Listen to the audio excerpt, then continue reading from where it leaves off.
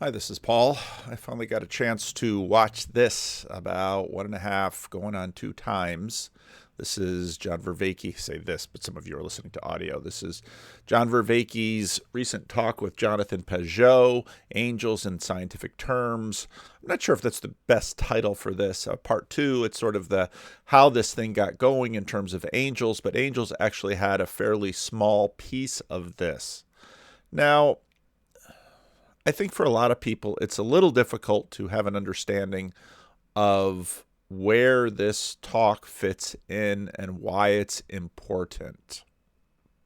And so maybe I'll do a little review of that. Somebody on Twitter said, yeah, they're talking about egregores without using the word. Now, that's the word that B.J. Campbell with Rebel Wisdom, that's a word that's sort of been used as sort of a distributed agent, cognitive agent. Now, why is all of this contested, and why is this new? I thought the Enlightenment was supposed to get rid of all of this stuff. After the Enlightenment, what developed in modernity was that this is a world of objects, that there's this, in a sense, a dead material world that is simply the product of physics out there. It may, in fact, just simply be chaotic. And then we alone in the world look at the world, perceive the world, are agents in the world. There are no conscious agents above us. And that is the world of modernity into which I was born in many ways in terms of the dominant culture in the West. Now, of course, I grew up in a Dutch subculture that had sorts of other ideas, but that was the dominant public world, and that's the way the world was for. If you go back to, that's the way the world was. If you go back to the Jordan Peterson, John Vervaeke, Jonathan Pageau, Bishop Barron conversation, the Four Horsemen of Meaning, John Vervaeke made the observation that in this world, after nominalism, there are no levels of being. What on earth do we mean by that? Actually, we bump into this all the time in our common conversations, that patriarchy is male superiority. And you might see, we go about that far into it, and at some point you have to pause and say, superiority with respect to what? Upper body strength, generally speaking, yes. Ability to bear young, no. Women are clearly superior to men in their ability to bear young. There are many aspects in which women are superior. They're healthier. They live longer. Men are, but all of that requires, of course, some sort of frame. But beneath all of this was a tradition about levels of being. And look, this is why I have my Vanderclips channel, because these things that I find that I can piece together quickly, and it doesn't take all of the time that the main channel takes, I can just throw them up there and let my little clip library do the work. Related issues around ideas of levels of being, which is, I think you're right. All of you have said this, and this is, central to the phenomenology of intelligibility, but it seems to be, contradicted by something that, starts with Scotus and goes through Occam and goes into the heart of the scientific revolution. Is there's no such thing as levels. This is not the reality just is, existence isn't a predicate, and those kinds of things. Now, I'm not mentioning these things to espouse them. Mm-hmm. I'm mentioning them to try and indicate there have been very profound philosophical historical developments that have challenged this phenomenology, and that part of the task, I don't want to be presumptuous. Part of what I see my task of being is to try and take the very best of science and answer all of those challenges in a way that restores confidence in the hierarchies of intelligibility and the phenomenology of connectedness.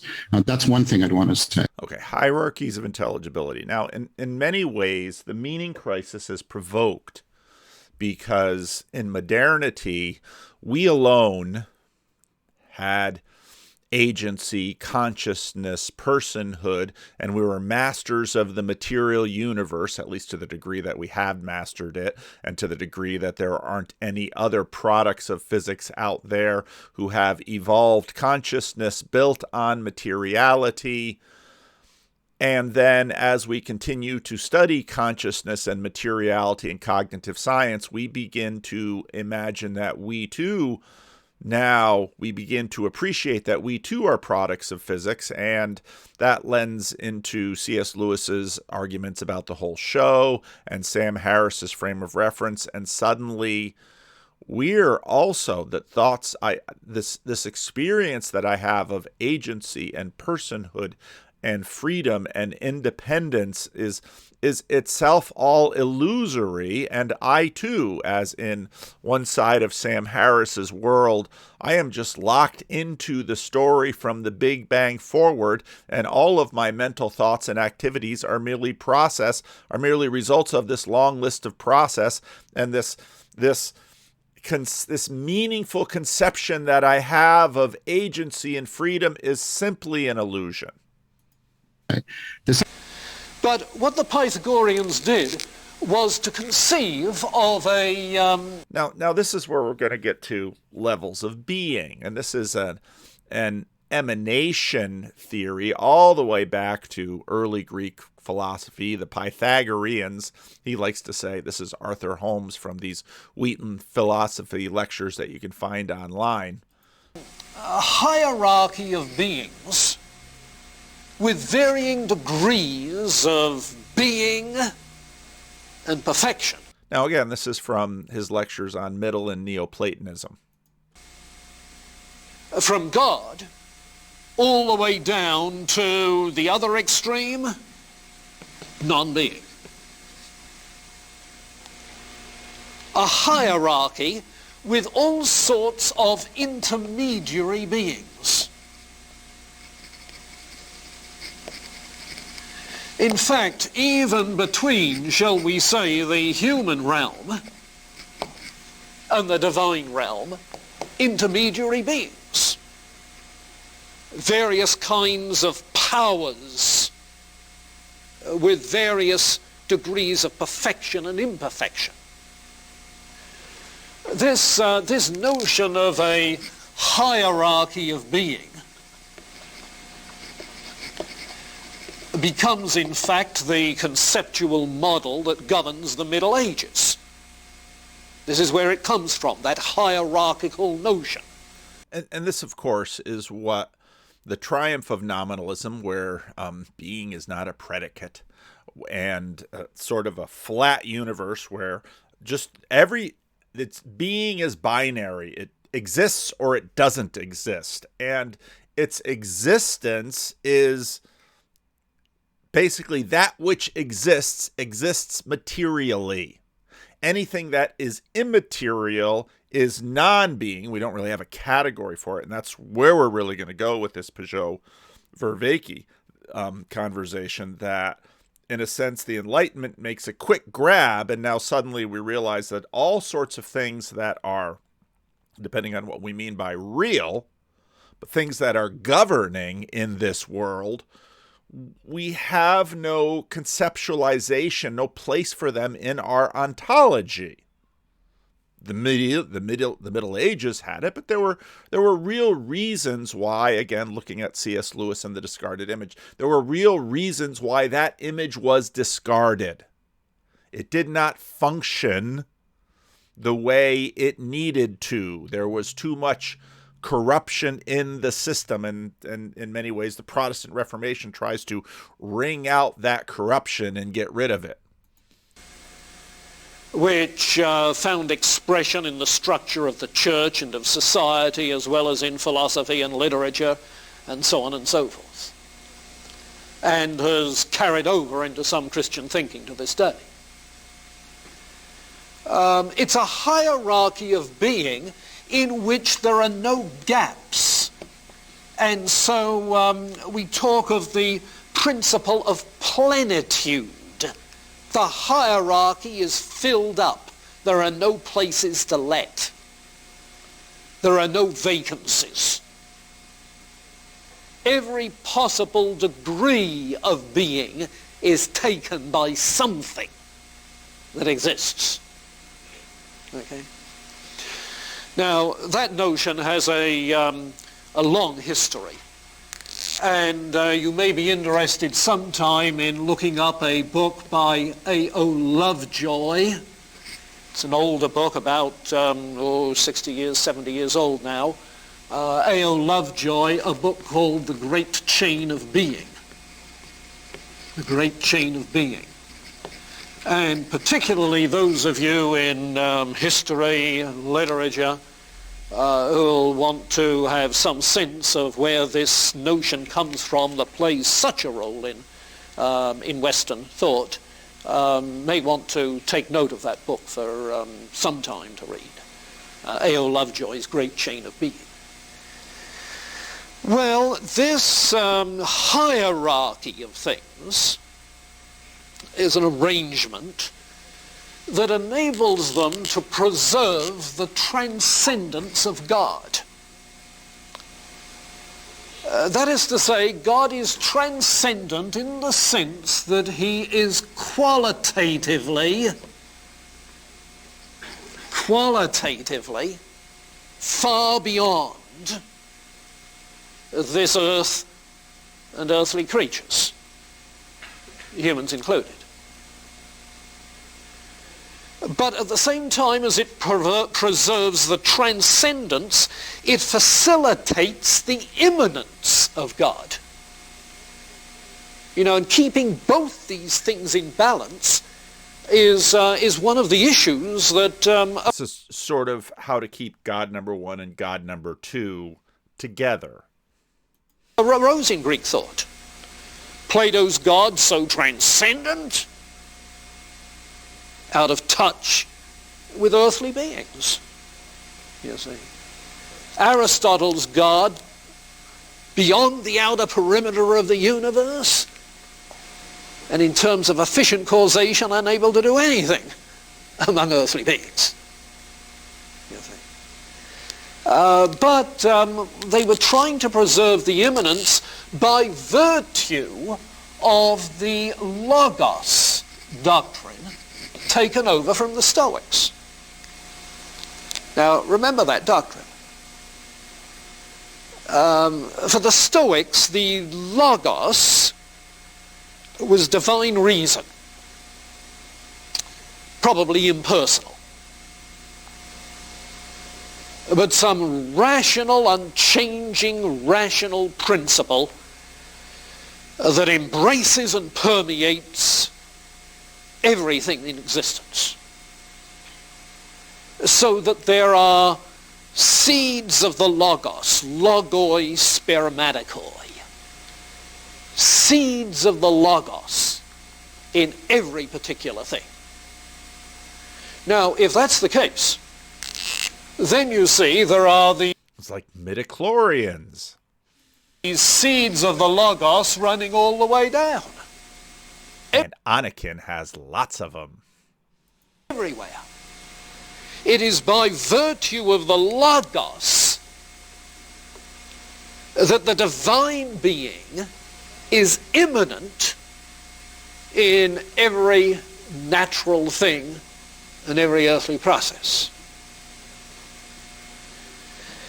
Immanent insofar as these logoi spermaticoi, Logos spermaticoi. Back there in the 1980s when they're filming this, they didn't give the guy a decent dry erase marker, and now for the next 40 years, we all suffer. Are equated with the immanent forms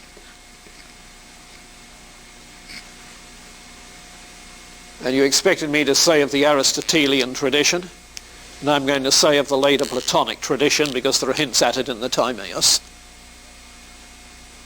You see, the forms which brought into the receptacle form physical things. so that it's by virtue of the forms becoming logoi spermaticoi, seeds of the divine logos, okay, that you have the immanence as well as the transcendence. Now, if you've been following my Sunday school class, there's a level at which we attempt to appropriate these ideas that I think is our imaginations are deeply material. And so, the logoi spermaticoi, we think, probably tiny little seeds. You can look in C.S. Lewis's Miracles, horrid red things. We're sort of like the little girl that the mama says that's poison, and she thinks, oh, it must be full of horrid red things because that's what poison is. There's a layer at which we can't help but try to appropriate these things in our imagination to try to conceptualize them. And consequently, evil can now be seen as dependent on one stage in the whole hierarchy of being. Where you are in the great chain, the great ladder. That is to say, down here, a dog simply doesn't have the degree of perfection which is appropriate to the human being. Sorry, Fido. Nor does the human being have the degree of perfection appropriate to higher beings. Angels, principalities and powers, etc. But, by the same token, among human beings there are some who do not live in accordance with that logos, as evildoers. According to the Stoic ethic we are to live. Human beings who do not, putting it in Platonic language, conform to the form of their human existence.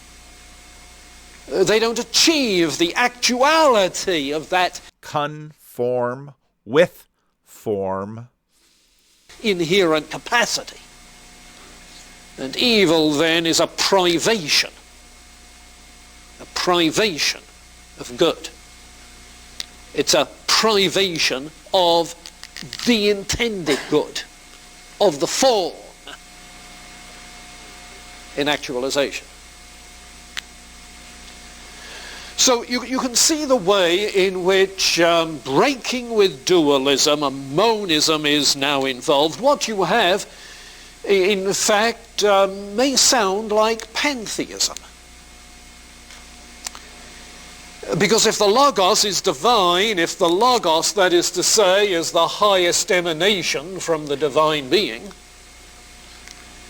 if the Logos is divine and permeates all things, then it sounds at least as if the divine is in everything, and insofar as matter has no separate existence, the divine becomes everything.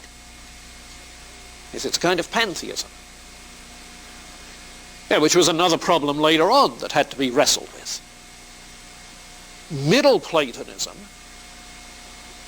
because of the Stoic influence, Neoplatonism, were pretty pantheistic. When Christianity assimilated Middle Platonism, as many Christians did, they found they had to make distinctions between God and creation which were not inherent in this emanation theory. And the distinction that finally was made was that instead of emanation, creation ex nihilo is the way to conceive the distinction. Okay? What is emanation? Well, the word itself means an outflowing of being. And analogies used are of water streaming from a fountain, light streaming from the sun, you see. So if the natural world is an emanation of the divine being, it's of the very stuff of which the divine being is. Nature comes ex deo out of the divine being, rather than ex nihilo. So what begins to take shape on the horizon now, and it's on the horizon still, is a distinction between dualism, okay? Dualism as in the Gnostics, pantheism as in the Neoplatonists, and theism as in Christian thought. Dualism, where things are formed out of eternal matter, ex materia. Pantheism, with things formed ex deo, out of the very substance of God. And theism, with creation ex nihilo, out of nothing at all.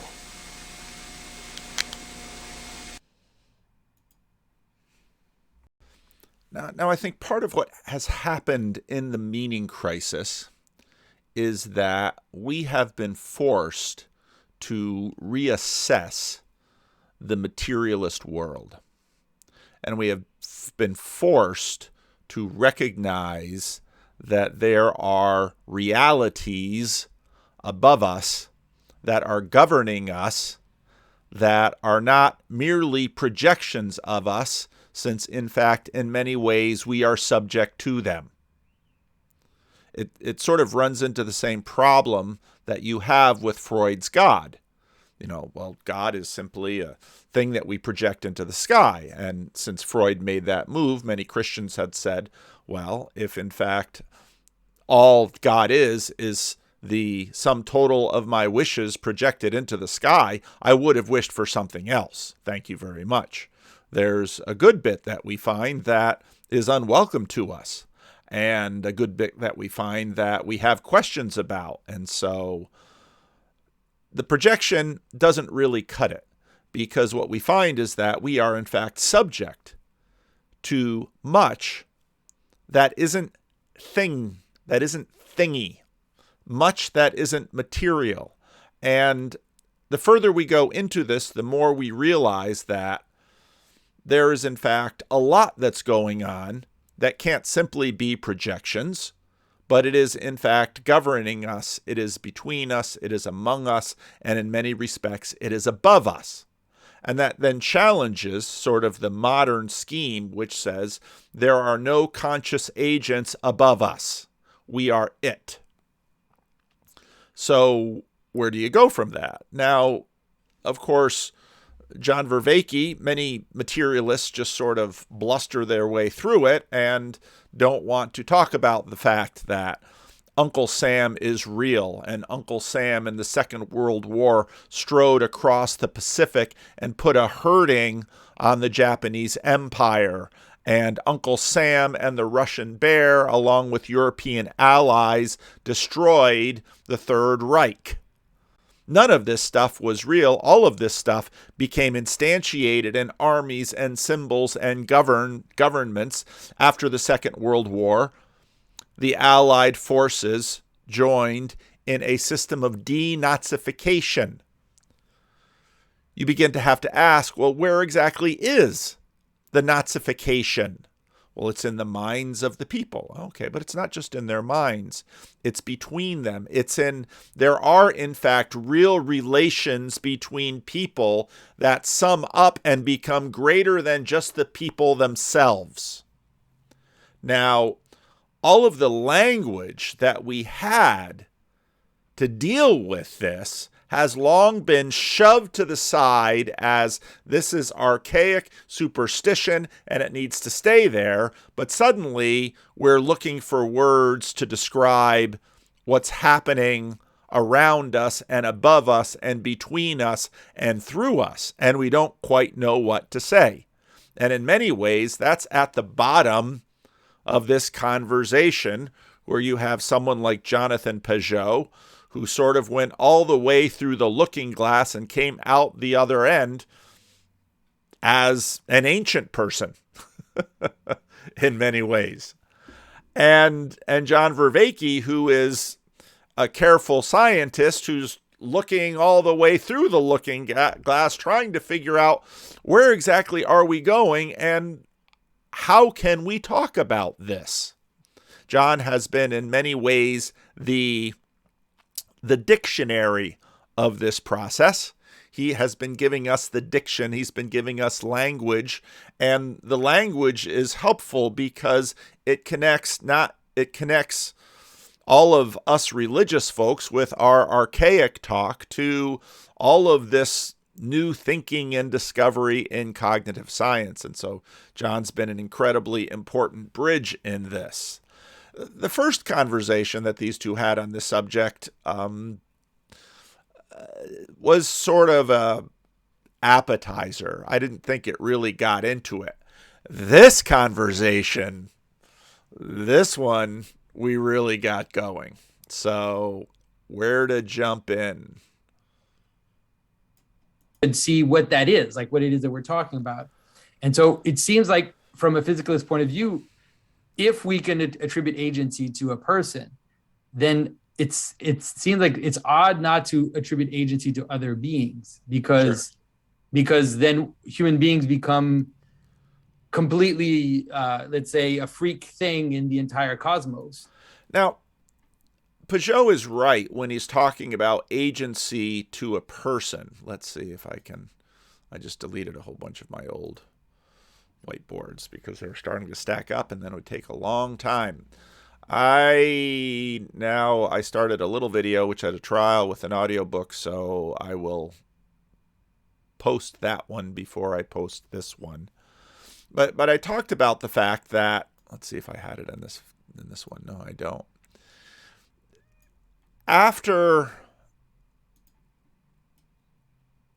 modern psychology, we began to recognize that this self, which was supposed to be the uppermost limit of personhood and agency in the world, that was supposedly responsible for all of the immaterial, now John will call them hyper things, all the immaterial forces in the universe is only semi-aware of him or herself. Our reason is this little top of the pyramid, of the iceberg. Let's see, get my little tablet here. Reason is just the little top of the iceberg here. Turn on the little pen. Come on, you can do it. There we go. And that's what we're playing with. And underneath, we've got all of these other processes happening that are being impacted by the things around us. And there's just a whole lot going on. And I guess this was one of the things that I erased. Let's use this. Okay. Let's say reason, conscious is just that little, see here, I'm moving it around on my thing. I get so used to doing that during my Sunday school class that I think that this is simply following it. I could probably set that up. Reason and consciousness is here, and then, well, what's the rest that's going on? It's not conscious, but we're certainly acting out of it. It's almost like there's this middle realm that isn't fully conscious. It's not fully unconscious. In fact, as agents, why are we doing what we're doing? This quote from C.S. Lewis's Miracles, these 5 sentences about the natural that I worked through in my Sunday school class last week. The 5th one, it may have been wrong to kiss her, but it was very natural. And right there we see within us this splitness about what we are and who we are. I very much recommend Robert Louis Stevenson's Dr. Jekyll and Mr. Hyde. I got turned on to that from a Tim Keller sermon back in the aughts. I think it's one of his best sermons. He talks about splitness. And so you have Robert Louis Stevenson's Dr. Jekyll and Mr. Hyde. And it's a very famous story. Of course, Dr. Jekyll is this very prominent, high-status, well-known physician who has a project of self-improvement.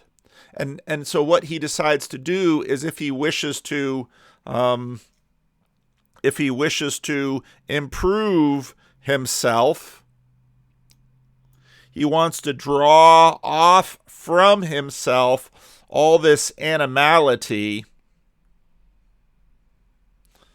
Again, back to the whole nature thing. All of these, let's not do that. Rebel Wisdom would call it the shadow. And so creates a potion that will draw this out of him. And so that's when he transforms into Mr. Hyde. But the whole purpose of transforming into Mr. Hyde is that he can divorce that stuff out of Dr. Jekyll. Now, the science experiment goes wrong. And Mr. Hyde is doing horrible things. And no, we just can't have this. But the idea is that we are, in fact, not conscious of ourselves. And this, of course, goes back to what is it that makes me do these things? Are they spirits that invade me? Is that the best language to talk about it? Are they the Apostle Paul in Romans 7, the good that I would do, I don't do. And this carries on into Augustine and the Confessions and all of this. How can I come to terms with what is inside of me? And now, again, we think of it as inside of us. Oh, there's a pretty picture. I really like that picture, but I've lost there we go.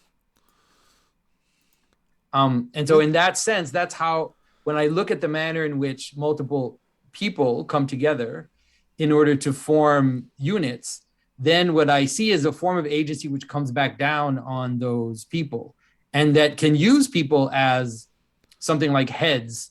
So you have, let's say, a chief or a president or a captain or something, but that captain is not acting only out of his own kind of personal agency, but is manifesting the rules and the frame of that being in which they're participating. And so to me, let's imagine a sports team.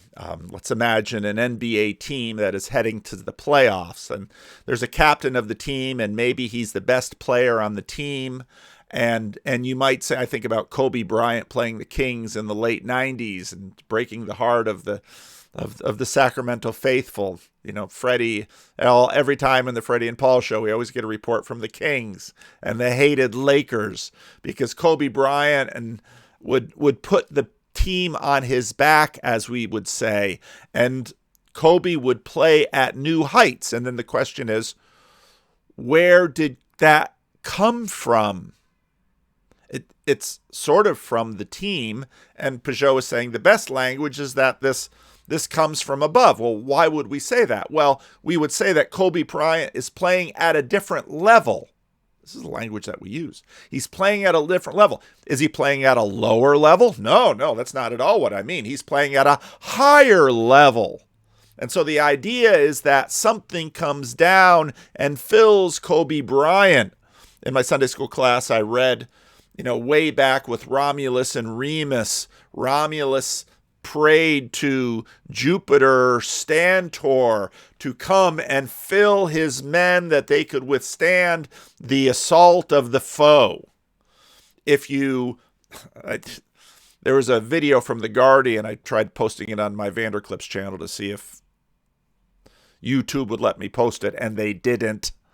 But it's this video of a Ukrainian folklorist playing a traditional instrument, singing a Cossack song, and the young Ukrainian journalist is saying he is filling the soldiers with fighting spirit to resist the Russians. That's exactly the right language. But we have pushed all that language away, and we don't have language to replace it. That looks like in a similar manner in which we do to our parts, like the manner in which we interact with our own parts, whether it's our different thoughts, our different... And what Pageau was saying is that this isn't just true of the Lakers beating the Kings. This isn't just true of Ukrainians resisting the Russians. As the Apostle Paul and Augustine said, this is true of us, that we wish to, sometimes we have a little devil and a little angel on each shoulder, and they're competing for us.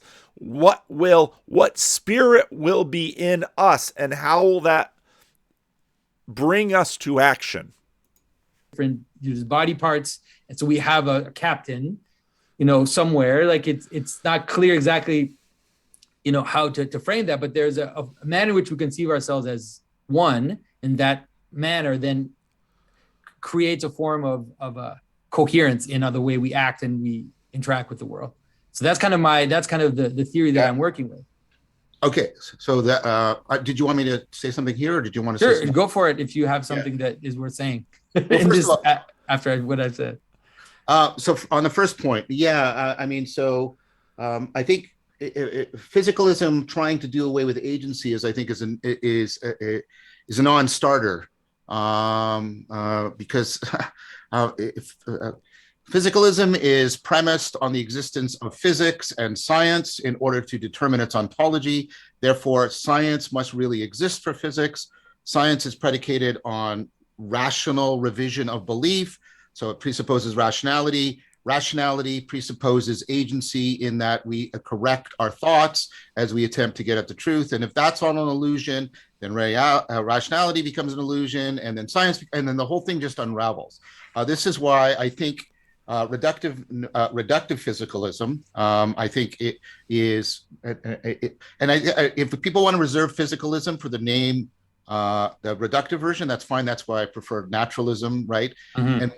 And one more point, and it's directly relevant to what we're talking about in this argument I just made. Naturalism includes not only what is derived from the sciences, but what is presupposed by the sciences. So rationality has to be part of our naturalistic worldview, or we get into all these kinds of... In other words, and I was listening, I mentioned this number, I was listening to an Unbelievable podcast with Daniel Dennett.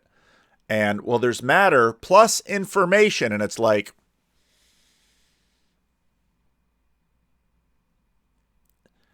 once Daniel Dennett said that, this reductive physicalism, as John Vervaeke just called it, just goes away. It just goes away. Because again, even the information begs an observer of the information.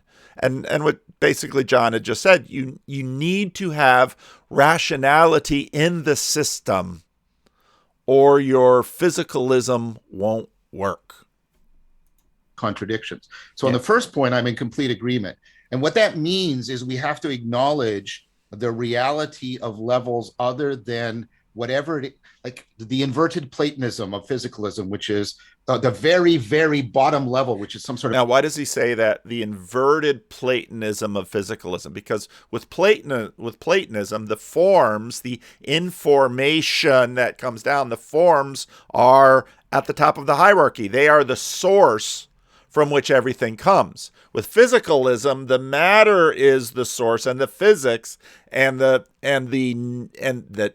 get into, again, my Sunday school classes dealing with this. It's been very interesting looking at the comments for my Sunday school class, because a number of people have said, most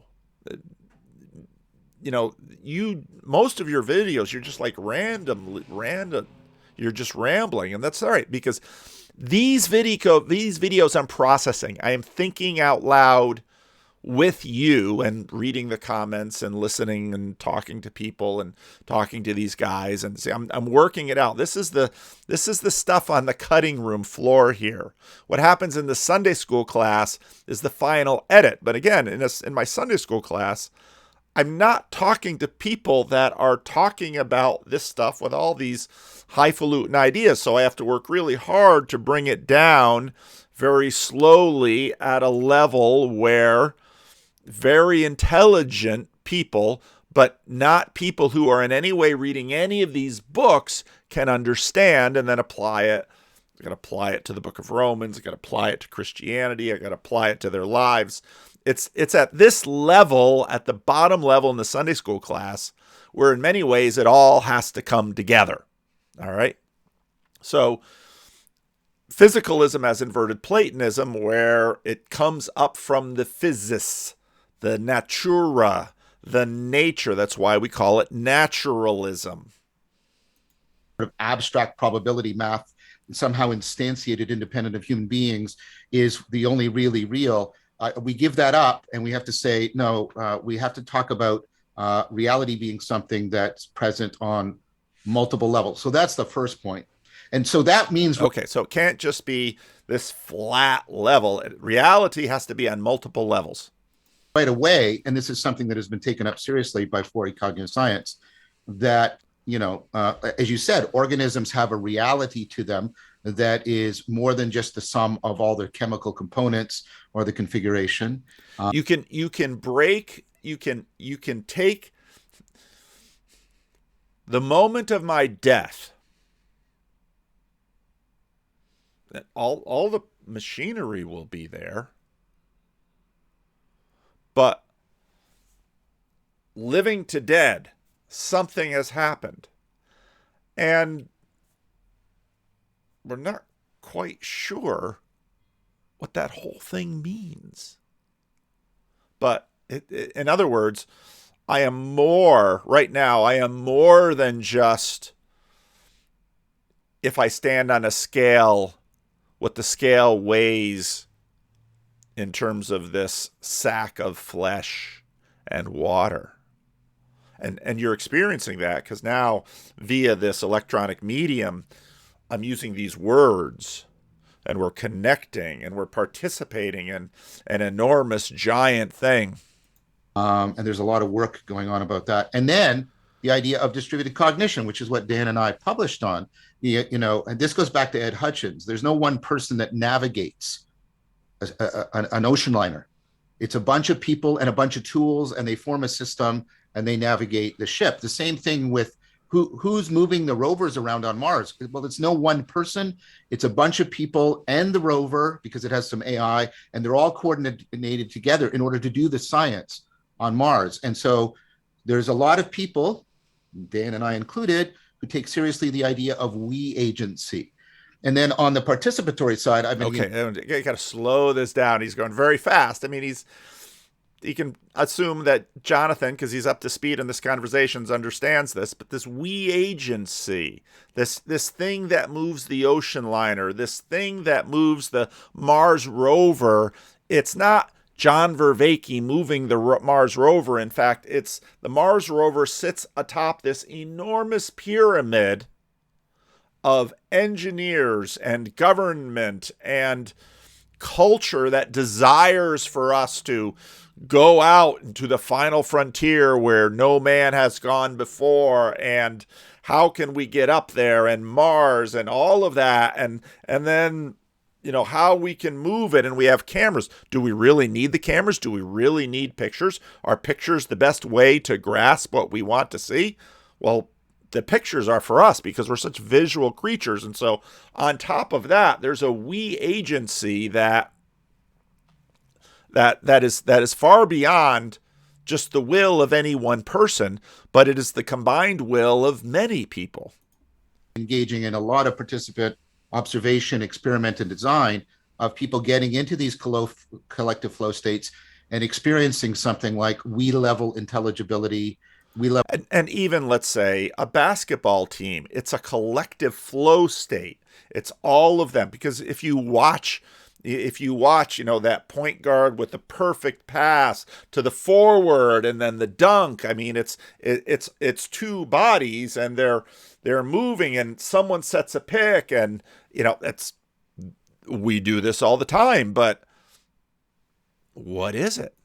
Level intelligence, we level agency. So not only theoretically, but also phenomenologically, I think there's converging evidence towards the reality of what you're talking about. Now, I want to say one thing, which is we have to be very careful about this because people too easily skip between agency, personhood, selfhood, consciousness, self-consciousness.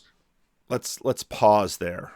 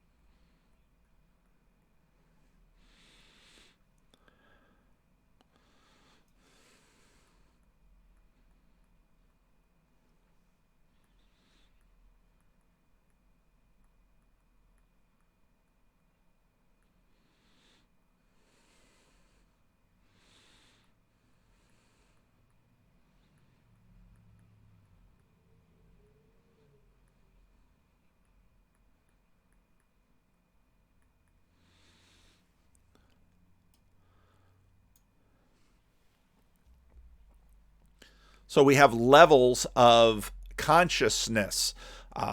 When I was a security guard, staying up all night, I would arrive back after driving from Calvin College to my apartment and not remember the trip.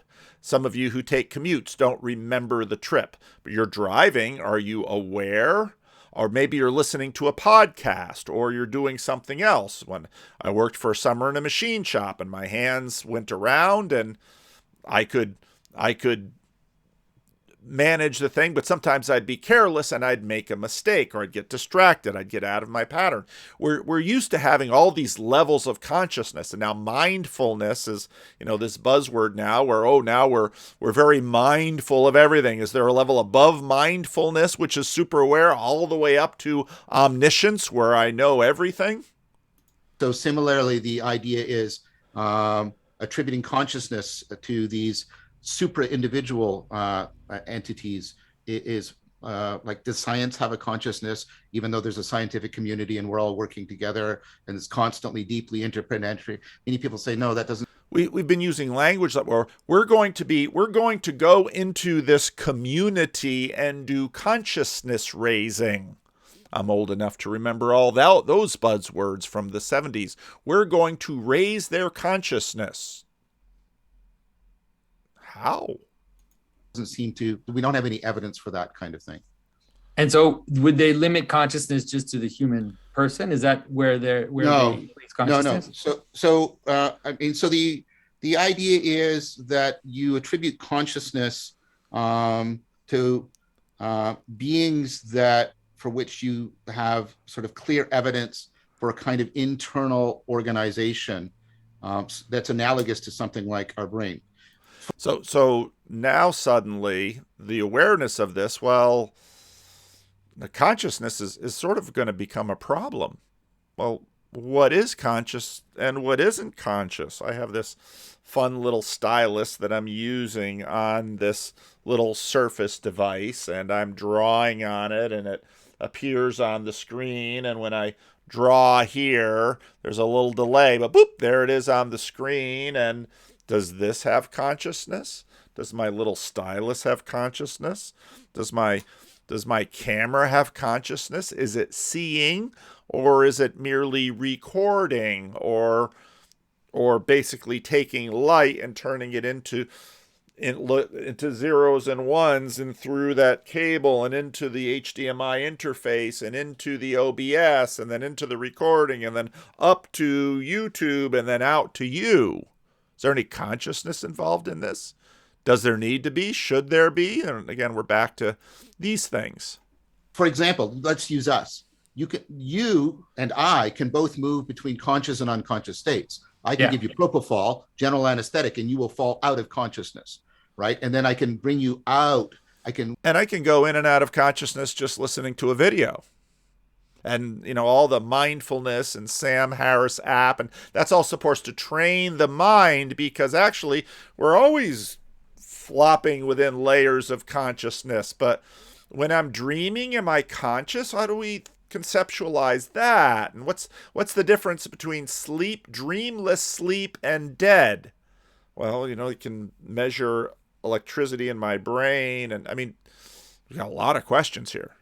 Reduce the propofol, bring you into consciousness, and then I can note the differences between when your brain's unconscious and conscious, and say, look, you need this. It's kind of this fractal small world network organization in order to sustain consciousness. And when you don't have that, you fall into unconscious. And the idea is that you need you need a certain kind of density of connectivity, appropriate structuring of the communication system. So most people, just to finish the point, most people deny consciousness, for example, to the crew steering the ship, because the bandwidth and the speed of the connectivity is too low, because if that was in your brain, you would not be conscious. So they take the analogy in both directions, basically.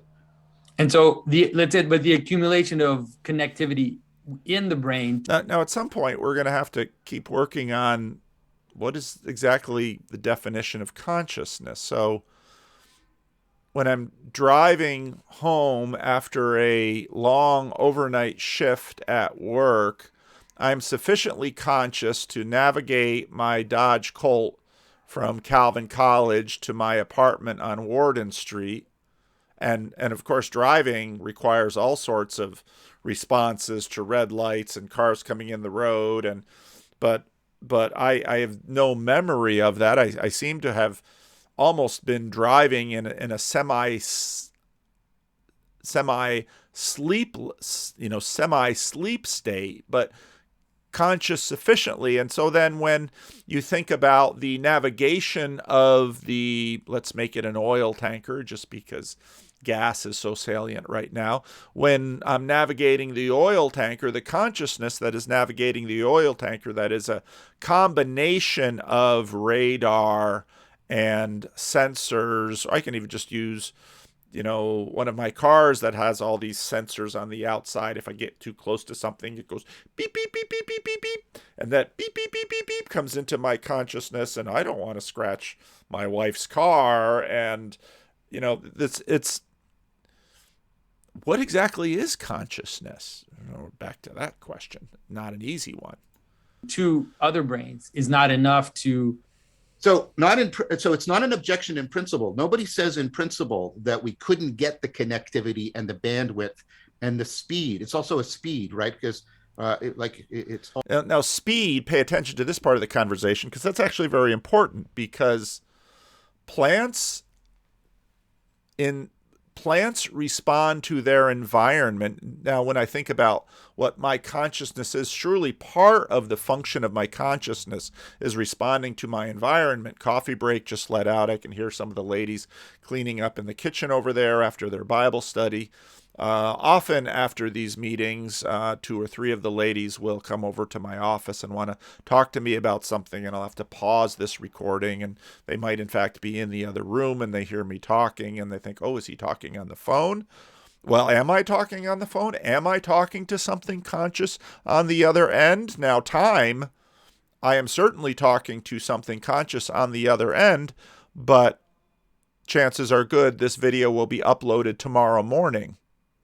And so there's time. And in the plant responds very slowly. And with the Mars rover, that responds very slowly. And so when you get to, let's say, a distributed agent like a city, the city responds very slowly. Well, let's think about, let's say, the George Floyd incident. Well, there's an altercation on the street. One person is an officer, an agent of the city.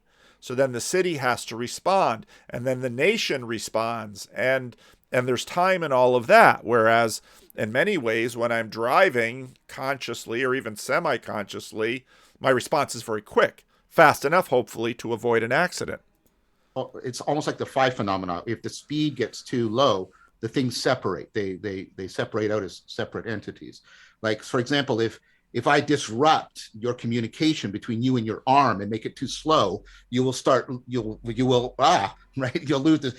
the sense of your arm being part of you, kind of thing. Yeah. So there would be a way in which, like, let's say a city for me is the best way to think about it, because it's it's the closest in my estimation. It's so interesting how cities, think Plato's Republic.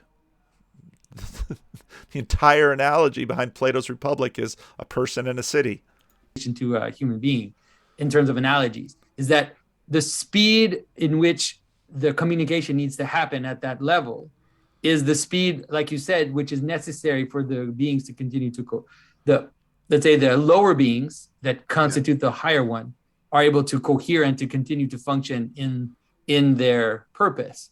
And so you're right. So if there's a breakdown, let's say, in the email communication between the person managing the roads and the people doing it, then at some point it's going to break apart. And then these people are going to start to do whatever they think is right or whatever they want. And then it's not going to connect. But if let's say the efficiency and the speed of the communication is fine, then they'll continue to fix the roads and continue to do the things they need to do. So it is a reduced speed, but because the being is a different level, the speed doesn't have to be the same, let's say. Well, but there's a difference, right? Your brain could be highly functional because most of your processing is unconscious, for example. So your brain can be highly functional without rising to the level of consciousness. So it's something more is needed than just functional coordination, because there seems to be this other kind of specific kind of organization that needs to be in place. Now, I didn't quite get to finish the point. You didn't interrupt me. It's fine.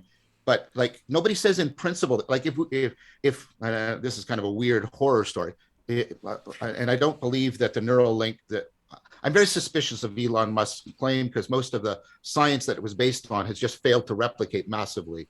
And so it's like, I call that whole, but let's say he was telling the absolute truth. And then we started getting all these neural links and we could really speed up.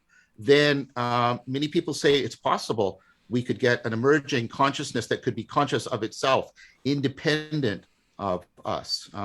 So I want to make clear that the argument is not an argument in principle, it's just an argument in practice. It says we don't think, for example, ant colonies achieve consciousness, even though they collectively solve problems, because they don't seem to get the tight and dynamically interconnected and like the massively recursive functionality of our brain. It seems to be missing. It's so interesting that he brought this up. BJ Campbell sent me this whole lot of Game B talk in one place, this ongoing conversation between Jordan Hall, who is a regular conversant with John Vervaeke, and JP Campbell about basically Game A, Game B, ant colonies, because ant colonies are, well, we don't dominate the planet, ants do. It's like, that kind of puts the world on its head. That's very arguable, but there are 10 quadrillion ants on the planet Earth, seen on every continent save Antarctica. We can go to Antarctica. They can't. The earliest ants probably originated around 90 million years ago, but they've achieved their current level of unquestionable world dominance by 50 million years ago. Ants represent 15 to 20% of the entire terrestrial animal biomass of the planet. They have an unquestionable division of labor, which flows from hierarchical social structure. They have agriculture. In the tropics, leaf cutters are responsible for harvesting over 15% of all fresh vegetation, which they turn to use to cultivate fungus to eat. Ants cultivate livestock in the form of aphids. They keep aphid eggs safe during winter. When an aphid farming ant colony moves or diverges, it even carries aphids with it to set up a new farm. They have civil infrastructure in the form of colonies themselves, which are tremendous. Check out this video. In terms of scale, this would be equivalent to a human building a city 5.7 miles across and almost a mile deep. complex architectural and civil infrastructure, and then they compare humans with ants back and forth. It's really quite interesting. So, do ants have a collective what? They certainly have agency. We wouldn't say they have personhood. Do they have consciousness? Can we know? Yeah, because I mean, an ant colony also doesn't, let's say, and maybe it does. I was going to say, I mean, it doesn't change with time. It doesn't seem to have an identity. Like, but a city has an identity. Like, you can recognize Chicago from New York. Yeah, but see, here's the thing about identity. Like, there's a difference between us attributing an identity, and you're right, we don't attribute it to the ant colony, and we attribute it to New York. But the key thing is whether the ant colony or New York attributes the identity to itself, right? So that requires self-consciousness, and like I've expressed the doubts for why I don't think these entities have self-consciousness. Yeah, and it's hard. It's hard to perceive because we're not at that level. Also, we're at the level that we are, so we can't. It's hard enough it's already impossible to verify consciousness of another human person directly. You only verify your own consciousness. So it would definitely be very difficult to verify the consciousness of a higher being because you're not there. Sure. Like, you're just not at that level. And this is where, when I talked about the corn, does the corn have consciousness? It has agency. Plants have quite a bit of agency. They tend to move much more slowly. The acorn can destroy concrete if it falls into a crack. So they have agency. Do they have consciousness? Well, we don't know. It's very difficult to know. But one level up, this farmer has agency over the corn. What does the corn know of the farmer? What does the corn know of the farmer's dog? What does the dog know of the farmer? These levels are important because I remember reading the Poland book on psychedelics, this very interesting chapter about mushrooms. And there's always these questions about who's running who here. We have this with dogs. Have dogs colonized us to have us contribute to their proliferation on the world? Who has domesticated whom? Have we domesticated livestock, or has livestock domesticated us? Now, they live with a certain level of sacrifice, but the question is, well, where's the value? Where's the welfare? How does all of this stuff fit together? But it would be, I mean, we would take seriously, and this is perhaps where we differ about whether or not these events have occurred, right? If that agency started to communicate with us in a self-conscious, self-identified fashion. Well, the Christians would call that revelation. Right, but you wouldn't. Let's say if the agency of the city would start to communicate with us, we would receive it at our level. So we would get it as a letter from the city saying that they're making taxes higher. That's how we would get it. Like, it would come down that way. At the level, let's say, of the level of agency, it would be at a certain level, but at our level, it would. Theologically, John Calvin called this accommodation. God would have to communicate to us at our level, within our symbolic realm, within our language, in order for us to derive some kind of knowledge and information from the other level.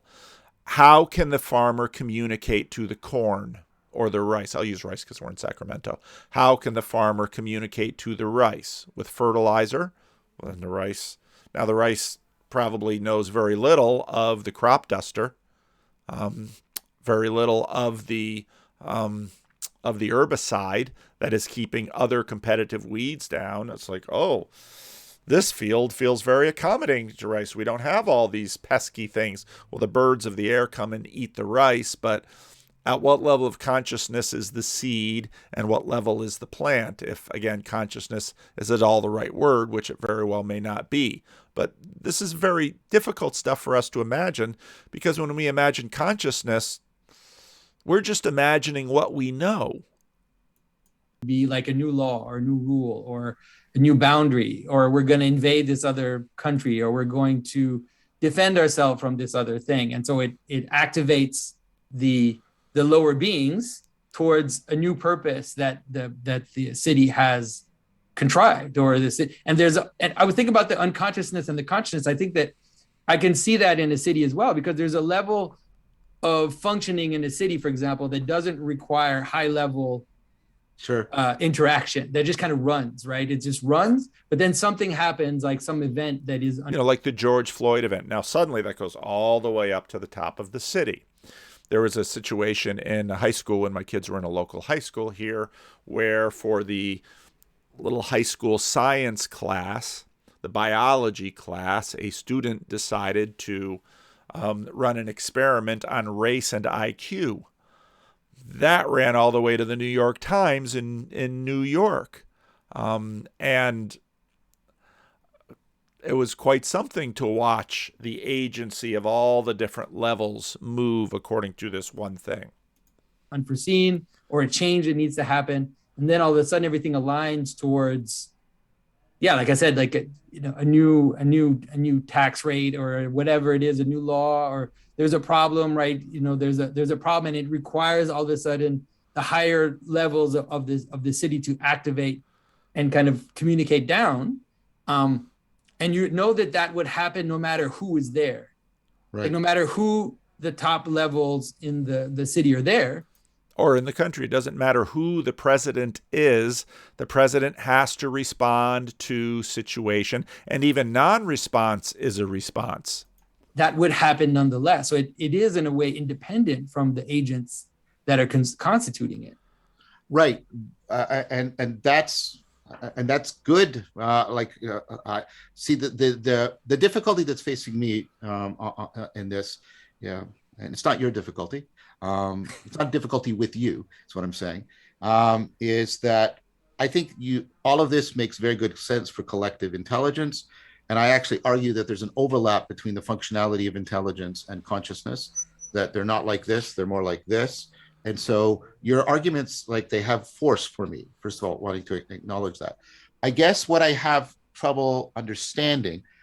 So let me give you the reverse case where most people's intuitions go the other way. So this is a famous argument by Ned Block. Okay, so unbeknownst to you, while you're sleeping, the Chinese government, for whatever reason, for totalitarian reasons, comes in the middle of the night and puts you into a state of pain, and then completely maps out your cortex, right? And then they go to China, and they choose China because there's enough people, presumably. It's not quite right, but let's say. And then what we do is we train everybody to hold up ones or zeros at a particular rate to completely simulate the neurons firing. And then what we do is the population of China is simulating, right, by holding up the ones and zeros, right? And it doesn't have to be that. They can touch one person or not touch. It doesn't have to be just holding up cards. And then they completely map out the same thing. And then does that mean that you've now achieved this sort of state of pain spread over the Chinese countryside? When you ask most people that, they say, no, there's no pain there. There's just cards going up and down, right? Because it doesn't have the right kind of connectivity and bandwidth and speed in order to give it the phenomena of consciousness. So do you see what right? Yeah, I see what you're doing, but I think it's because you're trying to take the way in which being exists in us and trying to bring it up to the higher level. But in a higher level, I could tell you how to do it to bring a country into a state of pain. Yeah, but I picked pain for a reason. Yeah. Pain goes through all the organisms we attribute consciousness to, from very, very minor worms to us, right? It seems to be, so there's good evidence to believe it would be part of a hyper-consciousness as well. Now, this is so interesting, the relationship between pain and consciousness. And now, again, we can't help but think about pain in the way we do. Yet, two things. Number one, when a plant withers, is it in pain? We'd say, well, again, we're thinking of pain primarily psychologically, but a plant withering, because pain is, put your hand on a hot stove, pull it away. What? So it doesn't get damaged. So it continues to flourish. So its welfare is secured. So exactly what is pain? And then we talk about, let's say, pain in a relationship. So let's say your child is not doing well in school, or your child has gotten involved with the wrong crowd, or your child is doing some things that will bring unwelcome consequences in the future. That external relational thing, you could be fully healthy, you could be eating well, you could be sleeping well. Suddenly, the things out there cause you pain. As a pastor, grief. I thought about this a lot when my sister died. The family was injured when my sister died. Now, where does the family exist? In my mind? Well, there's only a version. It's not just in my mind. It's also in my sister's mind. It's in my other sister's mind. It's in my mother's mind. So you could we would just say the family is suffering. The family is in pain. And then people don't, and then how well does the family function? Sometimes when we're in pain, we rise to the challenge to function. Sometimes the pain exhausts us. This is a very interesting and complex thing. It's hard to find. In fact, I challenge you to find an instance of consciousness where you can't find a creature capable of pain. But so think of now. Wartime is a place where you can see a country experiencing pain, because what happens is that sometimes the agents that constitute the country, even the agents that constitute the country will sometimes not even be directly affected. That is, they're not starving if they're in a part of the country where nothing's going on. There's no bombs going off where I live, but nonetheless, the state of pain will kind of infiltrate the entire identity of that country. And so people will feel pain and anxiety because they're in that country, even though no bombs are falling on them at the time. But do you think that's true, that would happen? I think that people feel empathy, but see, the problem I'm having is like when we drop to the brain, the individual brain is not, the individual neurons aren't feeling pain. It's only at the level of the organization. But in the country example, there are individual people that are suffering, and then we express we at ourselves feel empathy towards them. Like, for example, if let's go back to the China example. If every time somebody held up the one, they were in pain, then we'd go, oh yeah, there's pain spread across the Chinese countryside. But that's not the example. The example is they themselves aren't feeling pain, just like your individual neurons don't feel pain, but they're simulating the connection. Well, they're enacting the connection, and yet the connection isn't producing, to most people's intuition, a sense of pain. Yeah, I think it's, again, I think the same issue comes about, which is that, let's think again about a country that's at war. So there's, let's say your capital is being attacked. It's kind of horrible to use that now because we're actually in the war right now. But nonetheless, like, I think it's still the best way to understand it. Like, your capital is being attacked and you live in the countryside. And so you know that you that's being attacked. And even though you're not having bombs rain on you, your anxiety and your care will connect you and will maybe even make you, like, I don't know, like, take up arms and go to the capital to start fighting all of a sudden because the country is in pain. Right. So again, but the pain of the country is not the same as, of course, as the individual pain. Obviously it's analogical. There's an analogy between how, let's say, a higher being experiences pain and how, like, the beings that constitute it experience it. But there's nonetheless. And so we could say that the family is in pain, And we don't know that the family as we don't even have the word for it. Let's see, and this is where Pageau's use of angel gets interesting, because when we say angel, we're leveraging certain things, and that had some pushback, I think, good pushback by some. Anselman, I thought, had good pushback on that. We don't know what to call it except family. We already have a word for it, but our ontology is impoverished.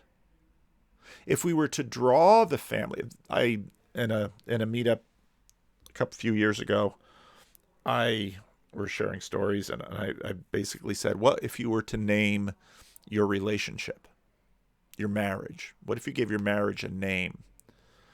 Because once you give it a name, suddenly it has an instantiation, and you might name your marriage Paradise, or you might name your marriage the Vietnam War, or you might name it all sorts of different things. And we would very quickly say, you have a healthy marriage. You have a painful marriage. You're doing this and your marriage is suffering. We have all this language, and we surely find this language and this way of thinking about things tremendously helpful.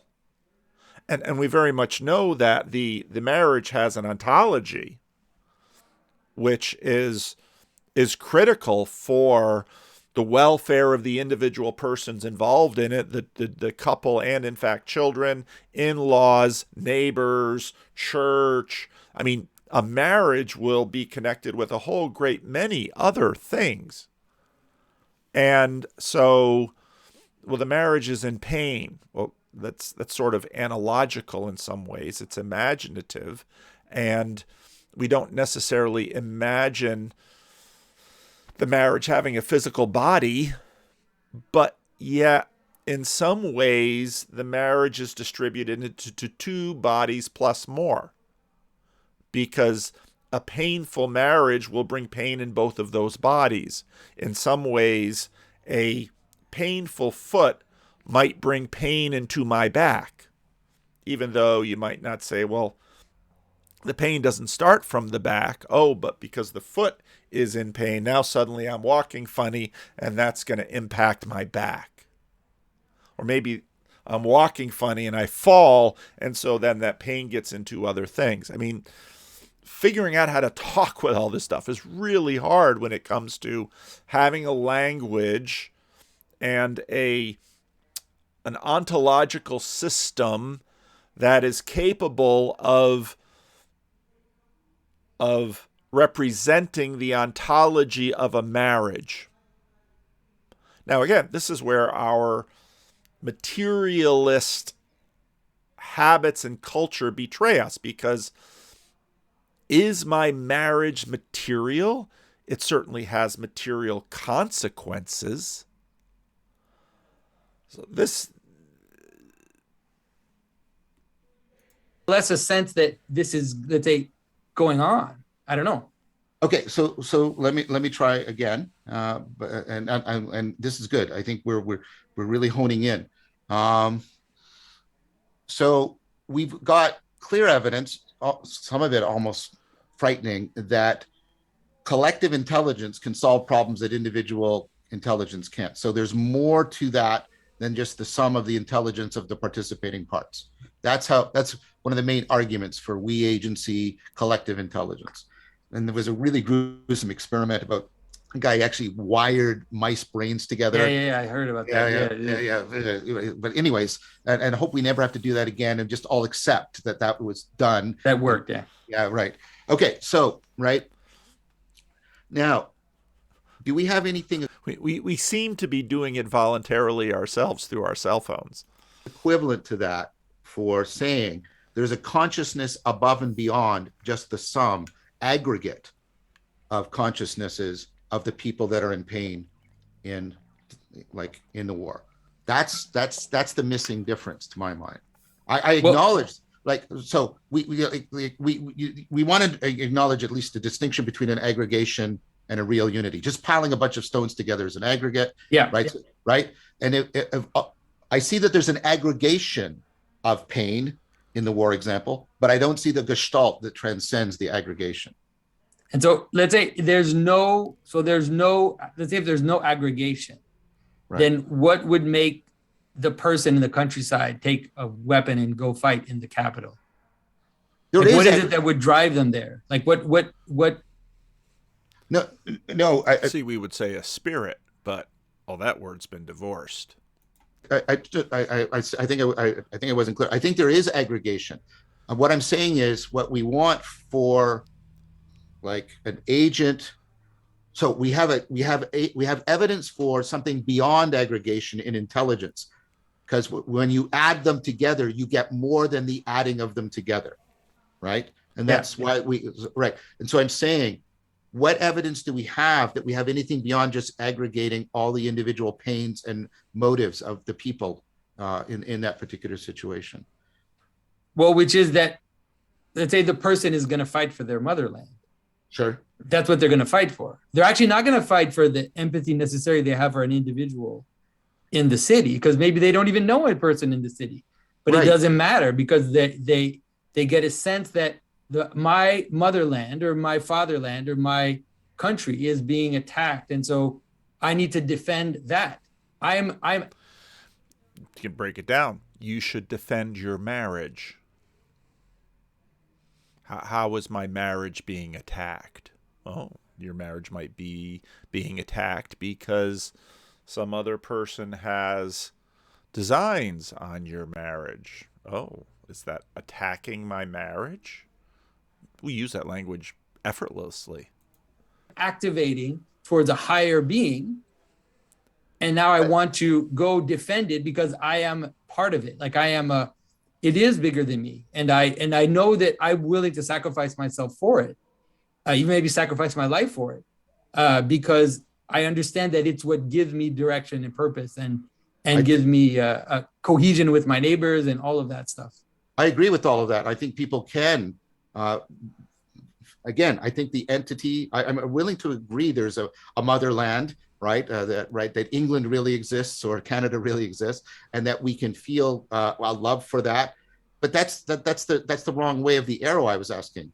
I need to see how the motherland is in pain itself, above and beyond me caring for it, you caring for it. Like, what would be the evidence for that? Like, the way you can get evidence, and this is a difficult question, I know, Jonathan, because evidence, as with Jonathan's example of the city, is always on our level. I can't see my marriage apart from my relationship with my wife, and then maybe my children, and maybe other people who are in my life. It's at this level that we see, in a sense, the things that are one level up. The corn can only see at the level of the corn. The dog can only see at the level of the dog. The farmer can only see at the level of the farmer. Getting evidence for consciousness across the board is hard, and we both agree on that. I'm not challenging. I'm not trying to but I can point to something, is what I'm saying. I can point to, here's problems that no individual can solve and only collective intelligence can solve. I can point to them. And in those problems being solved, I have to. But when we see those problems are all at our level. And so we have intimations of the level above, but what the collective intelligence of the crew managing the Mars rover sees all the evidence again at our level. We sort of see, like the dog sees the farmer, and the dog is going to have to understand the farmer at the dog's level.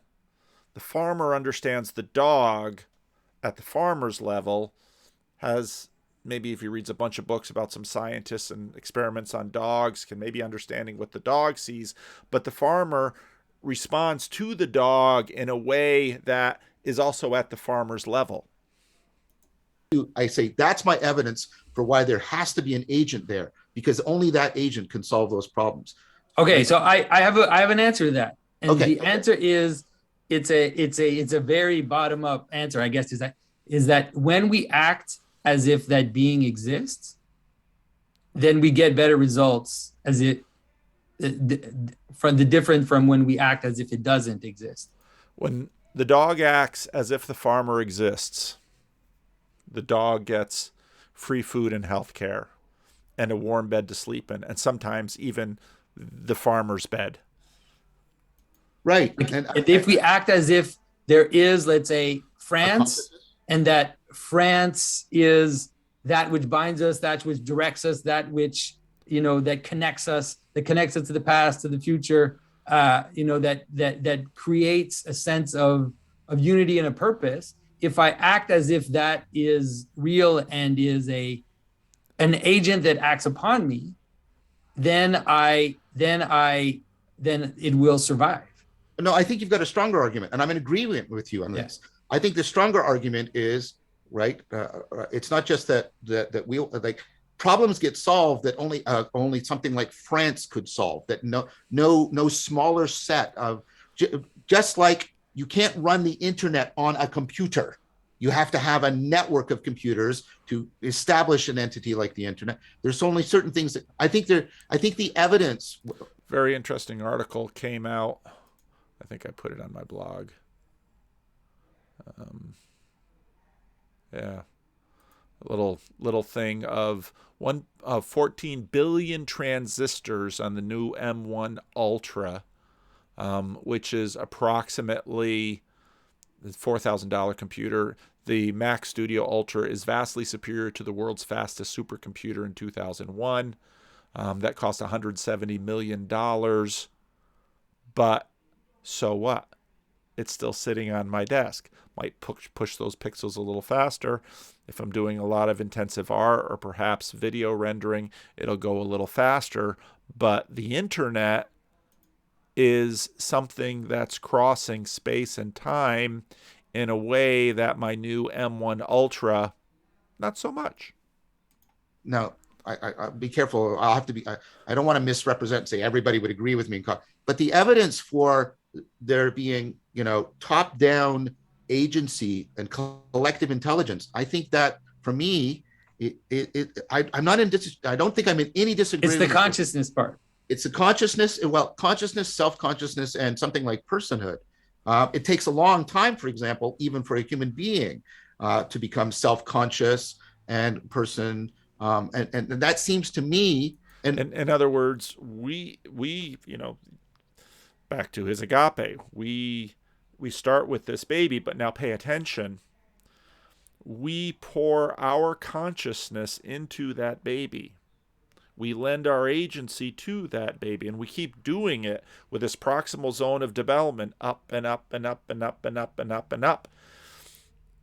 We do this through, let's say, a marriage. One person lends agency to the other. We do it through a church. We do it through a classroom. We do it through an icon that we carve. We do it through a book. We're, in fact, part of what these because a book is, obviously a physical thing, but this in some ways contains the book.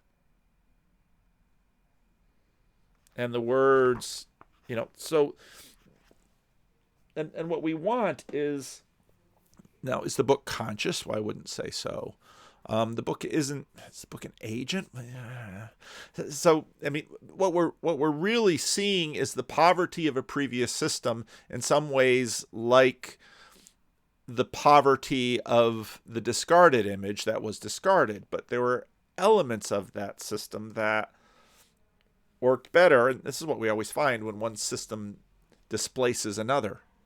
And only certain animals seem to be capable of it. Highly intelligent organisms like cats don't seem to rise to the level of self-consciousness because we have no behavioral evidence for it. And there's that, there's these experiments, you can find them on YouTube, where they'll say paint a stripe on a gorilla, and then the gorilla when the gorilla begins to recognize, that gorilla in the mirror is not another gorilla.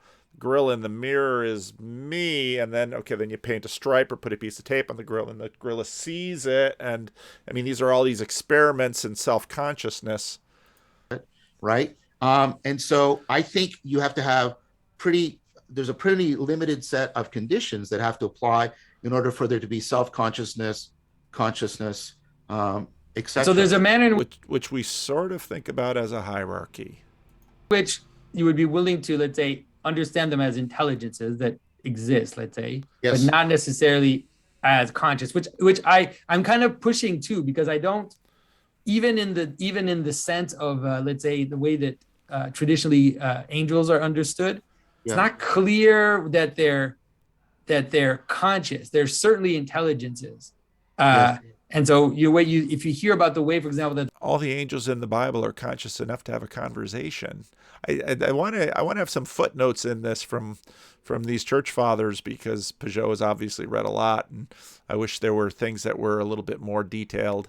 the fathers talk about the fall of the angels, they'll say something like they fell as soon as they were created. Like it was one time they fell, and then that's their state for forever, because there's a sense in which they're not capable of change. They're not capable of the type of procedure that we're capable of. So I'm also not totally convinced about the consciousness element of it. Like I'm trying to figure out how far I can push it to see if I can perceive it or understand it. But at least even the intelligent part is already, to me, a lot, because I think that's undeniable. The thing you have with the intelligence is like you can have a location problem that you traditionally don't have for persons. Like, for example, where's the agent that's doing the rover? Well, it's on the Earth and Mars, and also relativistically time delayed by 8 minutes between, and you could sort of zoom out and say, well, it's sort of between Earth and Mars, but they're like, right, and so it gets very problematic. But maybe agency is not physically located. I think agency, because you couldn't. Where is it in the person? Well, that's the thing, right? And so, but what I'm not disagreeing with you on this. What I'm saying is, we seem to pull, because personhood has moral responsibility attached to it, and moral responsibility binds us into causation. Like, were you in the room when Agnes died? Then you could have killed her, kind of thing, right? Because personhood is bound into morality, we seem to need it to be limited, like locatable, in a way that we don't have to have the same kind of tight location for agency. I spoke with a woman who was very upset at her stepfather because she held her stepfather responsible for the death of her mother, because the stepfather didn't call 911 in enough time. Where's the agency, lack of agency, responsibility? This is about to get very interesting in this conversation. That's what I was pointing to. Yeah, and what I was going to say, one of the reasons why I'm kind of pushing this it's actually because of a statement that Christ makes, where Christ talks about the city in which he is, and he said, "Woe to you, it'll be easier for you, it'll be harder for you on judgment day, Chorazin and Bethsaida, than the people of Nineveh that will judge you. Like the city of Nineveh will judge you in the end." Oh, it's Nineveh, yeah. So there's a sense in which Capernaum as well.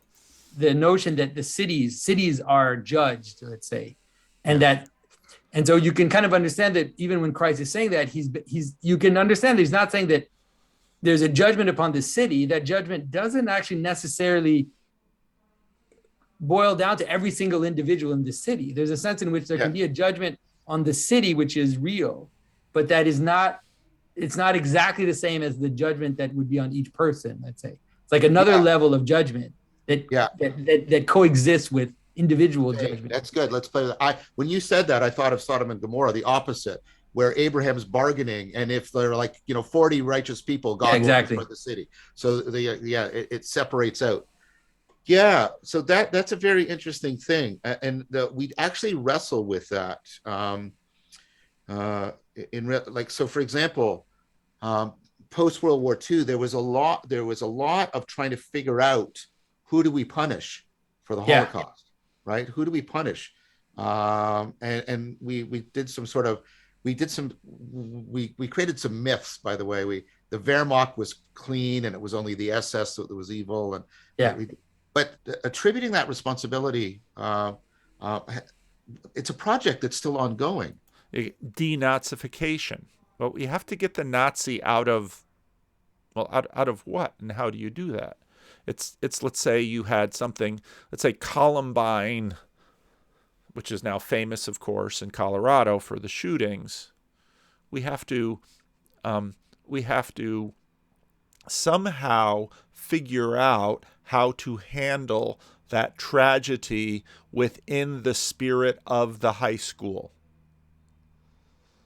Now, that's going to involve a ceremony. Is it an exorcism? You're managing the spirits. Like, as far as I can tell, no, we haven't come to a final decision about that. Like, are the German people after the second Iraq war, denazification or de-Baathification. They're trying to get rid of the Taliban out of Afghanistan. Didn't work. Were the German people complicit? They were to some degree. How much does that matter? Right? That's really hard. I don't know. How do you do that? I mean, but it's easier. It's also easier to. It's harder to, like, now. Let's think of. I mean, and so where's the spirit of Taliban in Afghanistan? Does it take an army to do this? I mean, this is part of the whole nation building and the liberal hegemony argument that, well, there's this. I'll pull it up. This meme on Twitter. NATO, I'm not touching you, Russia. And now I think the boy is mislabeled. I think it is actually the spirit of the West. Now you could swap in a little brown girl from the Islamic world, and that's in a sense what prompted Al-Qaeda. You could make it a little Jewish girl and a little Roman boy, and you'd have the first century, although the Romans had their hands all over, you had the first century Judean culture war. These levels of powers are what we're dealing with and wrestling with, Ephesians 6. I mean, I said I wouldn't talk about politics. I told myself that, but it's hard not to. and so now let's say there's that agency, there's that area in between here. We put sanctions on Russia, right? So we're judging Russia, and we're applying pressure on the country itself as a means to change its course, as a means to affect its the direction in which it's heading. And so there's a sense in which,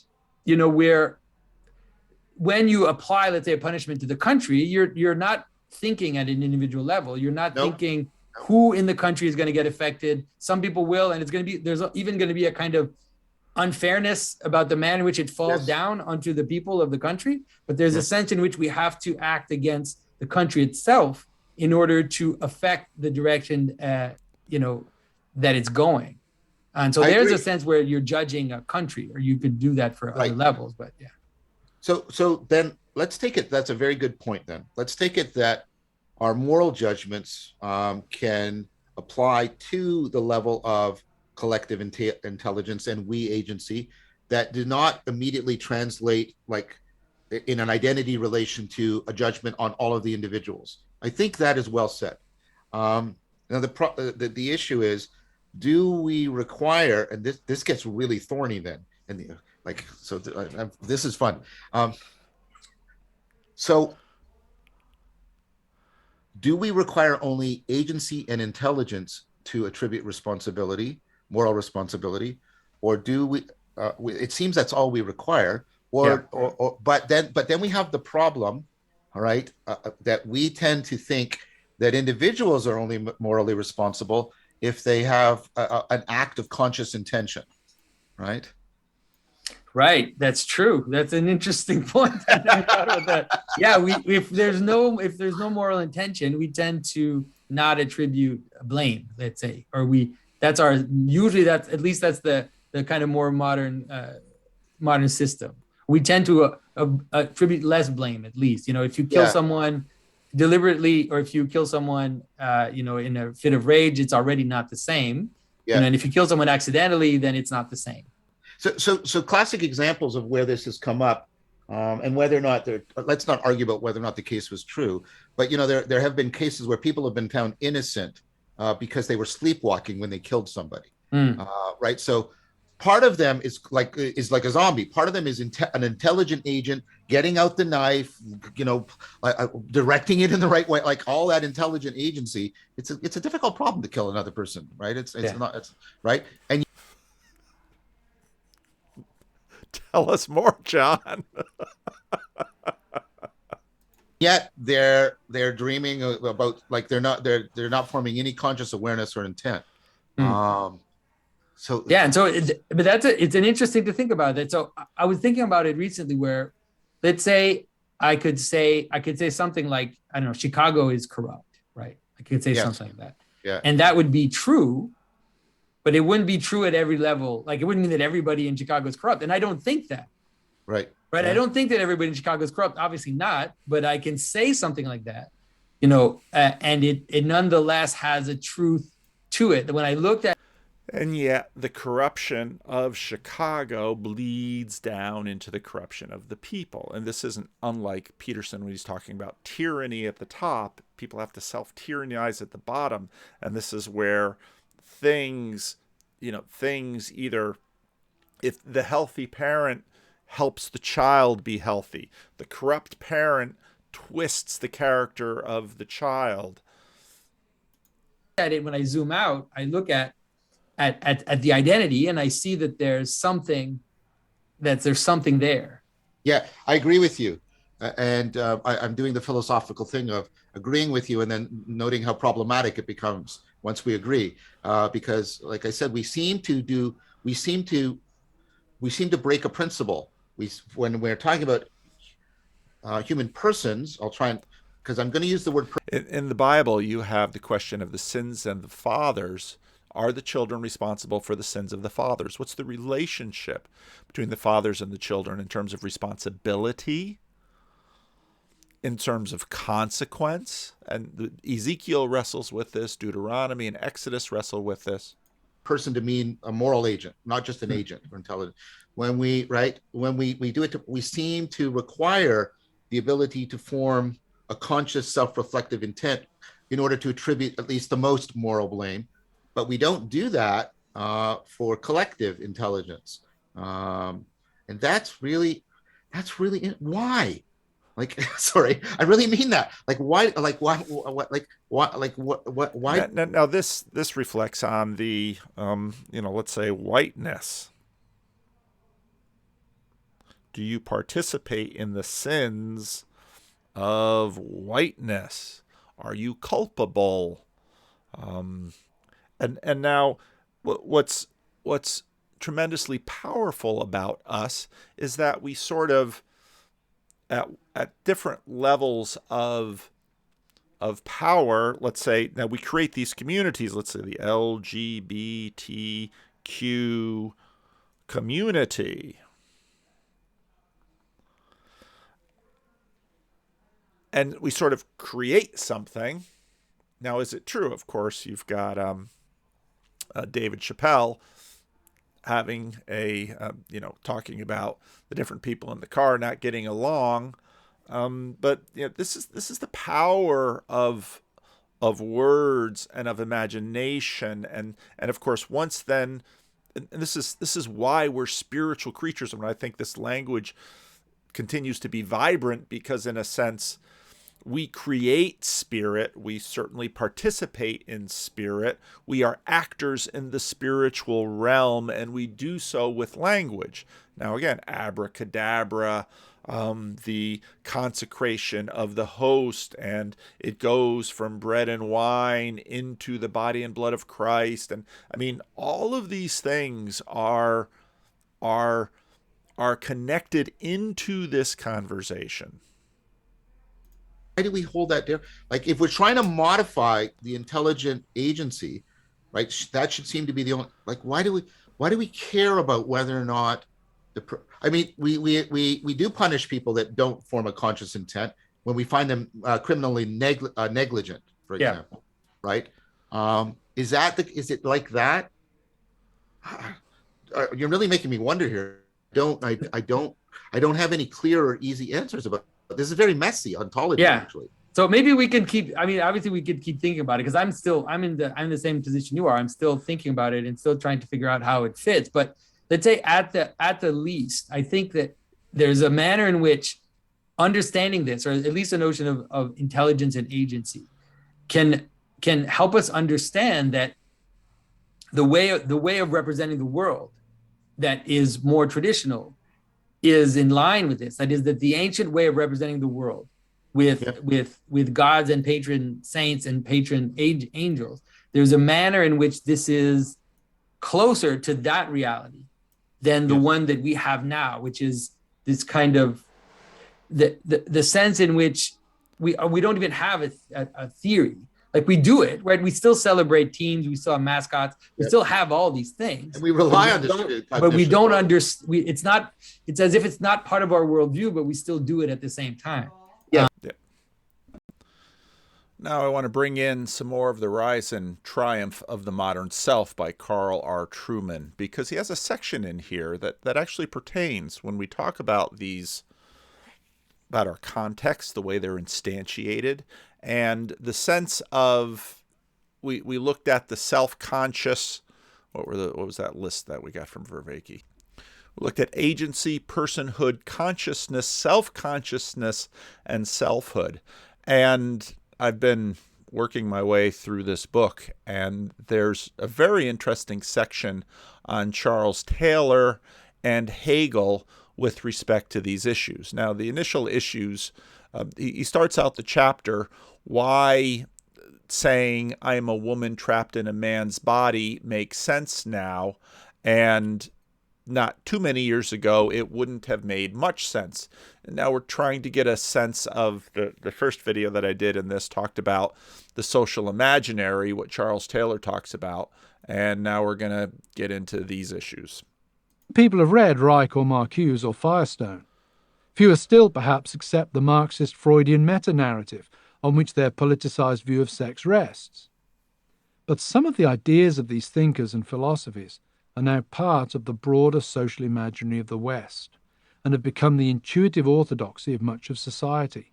For example, that oppression is primarily a psychological category.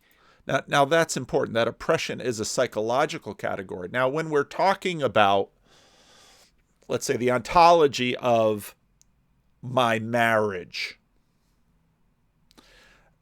psychological is not a bad way to start. Psychologists, therapists would be the ones that would say, if my wife and I are struggling with our marriage, we might look for a psychologist to help us. And so, especially since the retreat of the church and the retreat of the spiritual, the psychological has sort of stepped in to fill the gap. But I think part of what we're struggling in this is psychological isn't quite adequate. And so when you look at Jordan Peterson is doing all this rummaging around with all of this stuff below, but he sort of hits his limit when he's talking to Pageau about, well, this is psychological, but is it more than psychological? And that's exactly the same limit that we're bumping up to in this conversation with John Vervaeke. Enforced through sex and gender codes. That is part of the world of psychological man, or expressive individualism, where personal authenticity is found through public performance of inward desires. And as the most powerful inward desires of most people are sexual in nature, so identity itself has come to be thought of as strongly sexual in nature. Yet here I come to an important... And again, as I mentioned in the last video, that's a new thing. Identity was not coupled with sexuality as we construe it. your identity was something that received from high, from your location. This comes a little bit later in the Vervaeke conversation. Identity was received, not achieved. Identity was received, given to you from above. And now sexuality seems to be the source of identity. Important phenomenon requiring that I qualify the notion of the modern self simply as psychological man or the expressive individual. Even now, in our sexually libertarian world, certain sexual taboos remain in place, pedophilia being perhaps the most obvious. Not all expressions of individuality, not all behaviors that bring about a sense of inner psychological happiness for the agent are regarded as legitimate.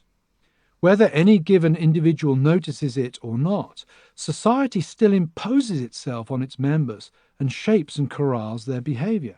Now this is going to be critical, because even as we liberated ourselves, let's say, from the Arenic God of Christianity, this was supposed to liberate us to proceed to all sorts of things. Well, it has to be filled with something. Now, while we might hope and pray that such things as pedophilia and incest remain taboo, we cannot be sure that such will be the case, because sexual codes have changed so dramatically over the last few decades. And as I argue in Chapter 9, the grounds on which one might mount a compelling argument against them have already been conceded by our culture. Nevertheless, even if the current sexual taboos rest on very shaky legal and philosophical foundations, they do reveal something important that must be taken into account when we are talking about psychologically constructed identity. Not all psychological identities are considered to be legitimate, because society will not allow for the expression of every particular form of sexual desire, and therefore not all sexual minorities enjoy the protection either of the law or of the general cultural ethos. And so I arrive at two key questions that need to be answered. Why is it important that identity is publicly acknowledged? And why is it that the public acknowledgement of some identities is compulsory and of others is forbidden? There are two parts to this answer, one drawn from Reef, the analytic attitude, and one drawn from Taylor, the importance and nature of recognition. The analytic attitude. At first glance, the concepts of psychological man or expressive individualism would not seem in themselves to offer an answer to the question of why public acknowledgement of the validity of particular identities is important, or of why certain identities become respectable and others do not. For example, one could easily argue that expressive individualism really only requires freedom for me to be who I think I am, as long as that does not interfere with the lives of others. If I declare myself to be gay, it would seem that as long as that does not prevent me from holding a job, voting, receiving an education, or availing myself of the necessities of life, there is little reason for me to want anything more. Why would I need my neighbours to affirm my homosexuality as a good thing? To use the matter of cake baking, Mr. Bunn, the Christian cake baker, may not be willing to make a cake for my gay wedding, but he will sell me his baked goods in general, and will even recommend to me a baker who will fulfill my wedding requirements. His policy on wedding cakes is not going to cause me to starve, or even require that I travel great distances to avail myself of baked goods. Why should such amicable tolerance of my homosexuality not suffice? Surely a situation whereby my identity is tolerated by others in a manner that allows me to go about my daily business would seem to be a reasonable state of affairs. Yet the history of the sexual, or perhaps better, identity revolution, has clearly not played out in quite such a fashion. In fact, precisely such a scenario as that outlined above led to one of the most contentious and divisive Supreme Court cases of recent years. It is clearly indisputable that mere tolerance of sexual identities that break with the heterosexual norm has not proved an acceptable option to the sexual revolutionaries.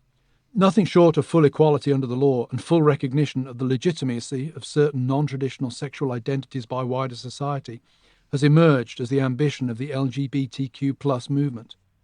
It is not enough that I can buy a wedding cake somewhere in town. I must be able to buy a wedding cake from each and every baker in town who ever caters for weddings. Why is this the case?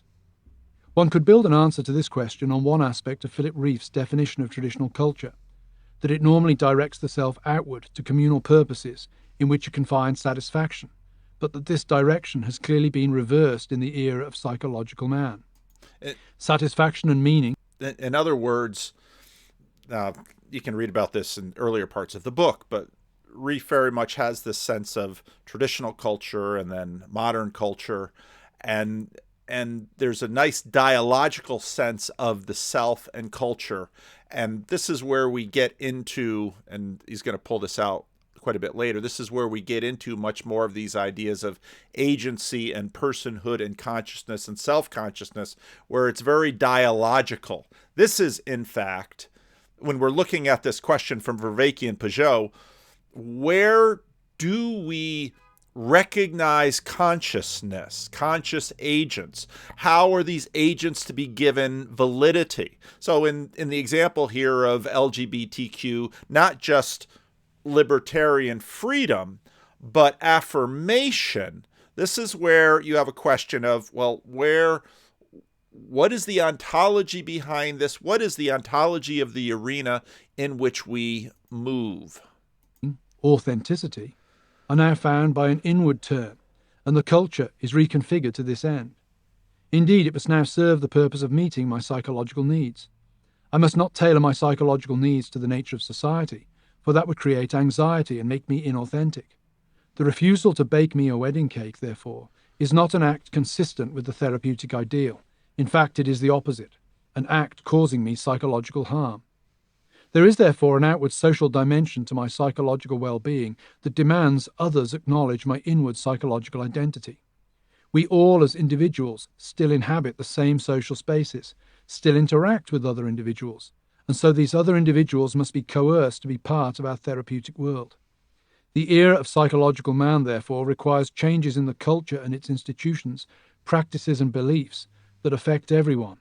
Now here, these are, when we're talking, we didn't use the word institution too much with Pageau and Vervaeke, but in many ways, something like marriage is an institution. Now we might say the public library is an institution. Is the public library a building full of books, or is the public library an institution which manifests itself in this world as buildings full of books, especially now that more and more books and audio material are in the cloud, and so your institution is on a server someplace? They all need to adapt to reflect a therapeutic mentality that focuses on the psychological well-being of the individual. Reeve calls this societal characteristic the analytic attitude. Once society starts to manifest the analytic attitude, there is, to borrow a phrase from Nietzsche, a transvaluation of values. That which was previously deemed good comes to be regarded as bad. That which was previously regarded as healthy comes to be deemed sickness. The turn to the psychological self is fundamentally iconoclastic with regard to traditional moral codes, as they are now seen to be part of the problem rather than the solution. Emphasis on what we might call the right to psychological happiness of the individual will also have some obvious practical effects. For example, language will become much more contested than in the past, because words that cause psychological harm will become problematic and will need to be policed and suppressed. To use pejorative racial or sexual epithets ceases to be a trivial matter. Instead, it becomes an extremely serious act of oppression. This explains why so much outrage in the public square is now directed at what one might call speech crimes. Even the neologism, hate speech, speaks to this. While earlier generations might have seen damage to body or property as the most serious categories of crime, a highly psychologized era will accord increasing importance to words as means of oppression. And you can see in here the movement away from a modernist materialism much more into, now we're using psychological, but I expect that that's much more of a transitory phase, and the language is going to become far more spiritual. And this represents a serious challenge to one of the foundations of liberal democracy, freedom of speech. Once harm and oppression are regarded as being primarily psychological categories, freedom of speech then becomes part of the problem, not the solution, because words become potential weapons. Rief's understanding of the current situation thus stands very close to that offered by Reich and Marcuse, who saw oppression as a primarily psychological phenomenon, and the demolition of sexual codes and the dispatching of freedom of speech as necessary elements of the political revolution, even as, unlike them, Rief laments these realities as signifying the death of culture, rather than the birth pangs of the coming liberated utopia. Yet Rief's approach still leaves open the pressing question of why some identities are acceptable, and their acceptance compulsory and enforced, and other identities do not enjoy such privilege. The foot fetishist, too, surely suffers psychological harm when he is denied the right to proclaim his proclivities in public and receive acclamation and even legal protection for so doing. Yet few, if any, care to take up his cause. Why not? He would seem to have just as much a claim to being a marginalized sexual minority as anyone in the LGBTQ+ movement. And no cake baker is being sued for refusing to bake cakes that glorify incest or the Ku Klux Klan. Again, why not? Rief certainly offers a plausible framework for understanding the psychological nature of oppression in the therapeutic world, but he does not allow us to discern why some marginal identities gain mainstream acceptance and others remain, at least for the present, beyond the pale. Charles Taylor and the politics of recognition. The question of why some identities find acceptance and others do not is simply a version of the question of how identity is formed in the first place. Much of this book focuses on the rise of the psychological self. The turn to epistemology in the Enlightenment and the work of men such as Rousseau led to an emphasis on the inner life as characterizing the authentic person. Yet before I address the historical narrative of the rise of the modern plastic, psychological expressive self, it is necessary to note that for all psychological man's inward turn, individual personal identity is not ultimately an internal monologue conducted in isolation by an individual's self-consciousness. On the contrary, it is a dialogue between self-conscious beings. Right there. It's not fundamentally, you don't do this by yourself. This is basically something that you do with others. This is how we know consciousness. We know consciousness because we dialogue with something else out there and it talks back to us. This is exactly what Vervaeke was talking about with respect to the city. If I decide to dump all of my garbage in the street, not in a manner that the city has dictated. I just recently this Saturday, twice a year, I have my rubbish days from the city of Sacramento, and I can put out a prescribed amount of garbage and trash on the curb that doesn't fit into my normal garbage can. 2 months ago, I placed on the city website, this is, I wanted a day, they gave me the day, I placed it all out there, and yesterday they came along and they collected it all. They also collected a TV stand that at about 10:30 at night, some truck came and dumped onto the street.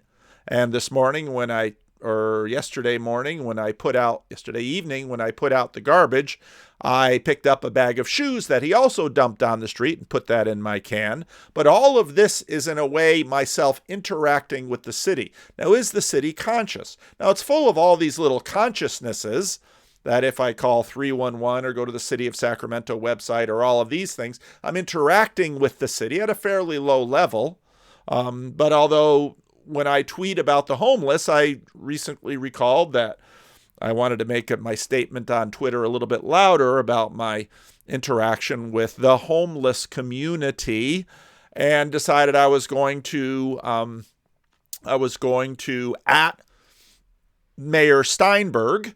And to realize, so then when I had to look him up, he follows me on Twitter already. Well, I felt a little bit more important. So now the city has a little bit more consciousness. And so Maya Vang, the city council person by the church, she and I have met before. She would very much recognize me. Jay Chenier over the district where my house is, another district where I had some other. So I interact with the city council people, but I've been doing this for a number of years. Used to be Larry Carr, used to be Heather, what was her last name? Used to be Johnson, who was a former NBA player. I've interacted with the city in many different regards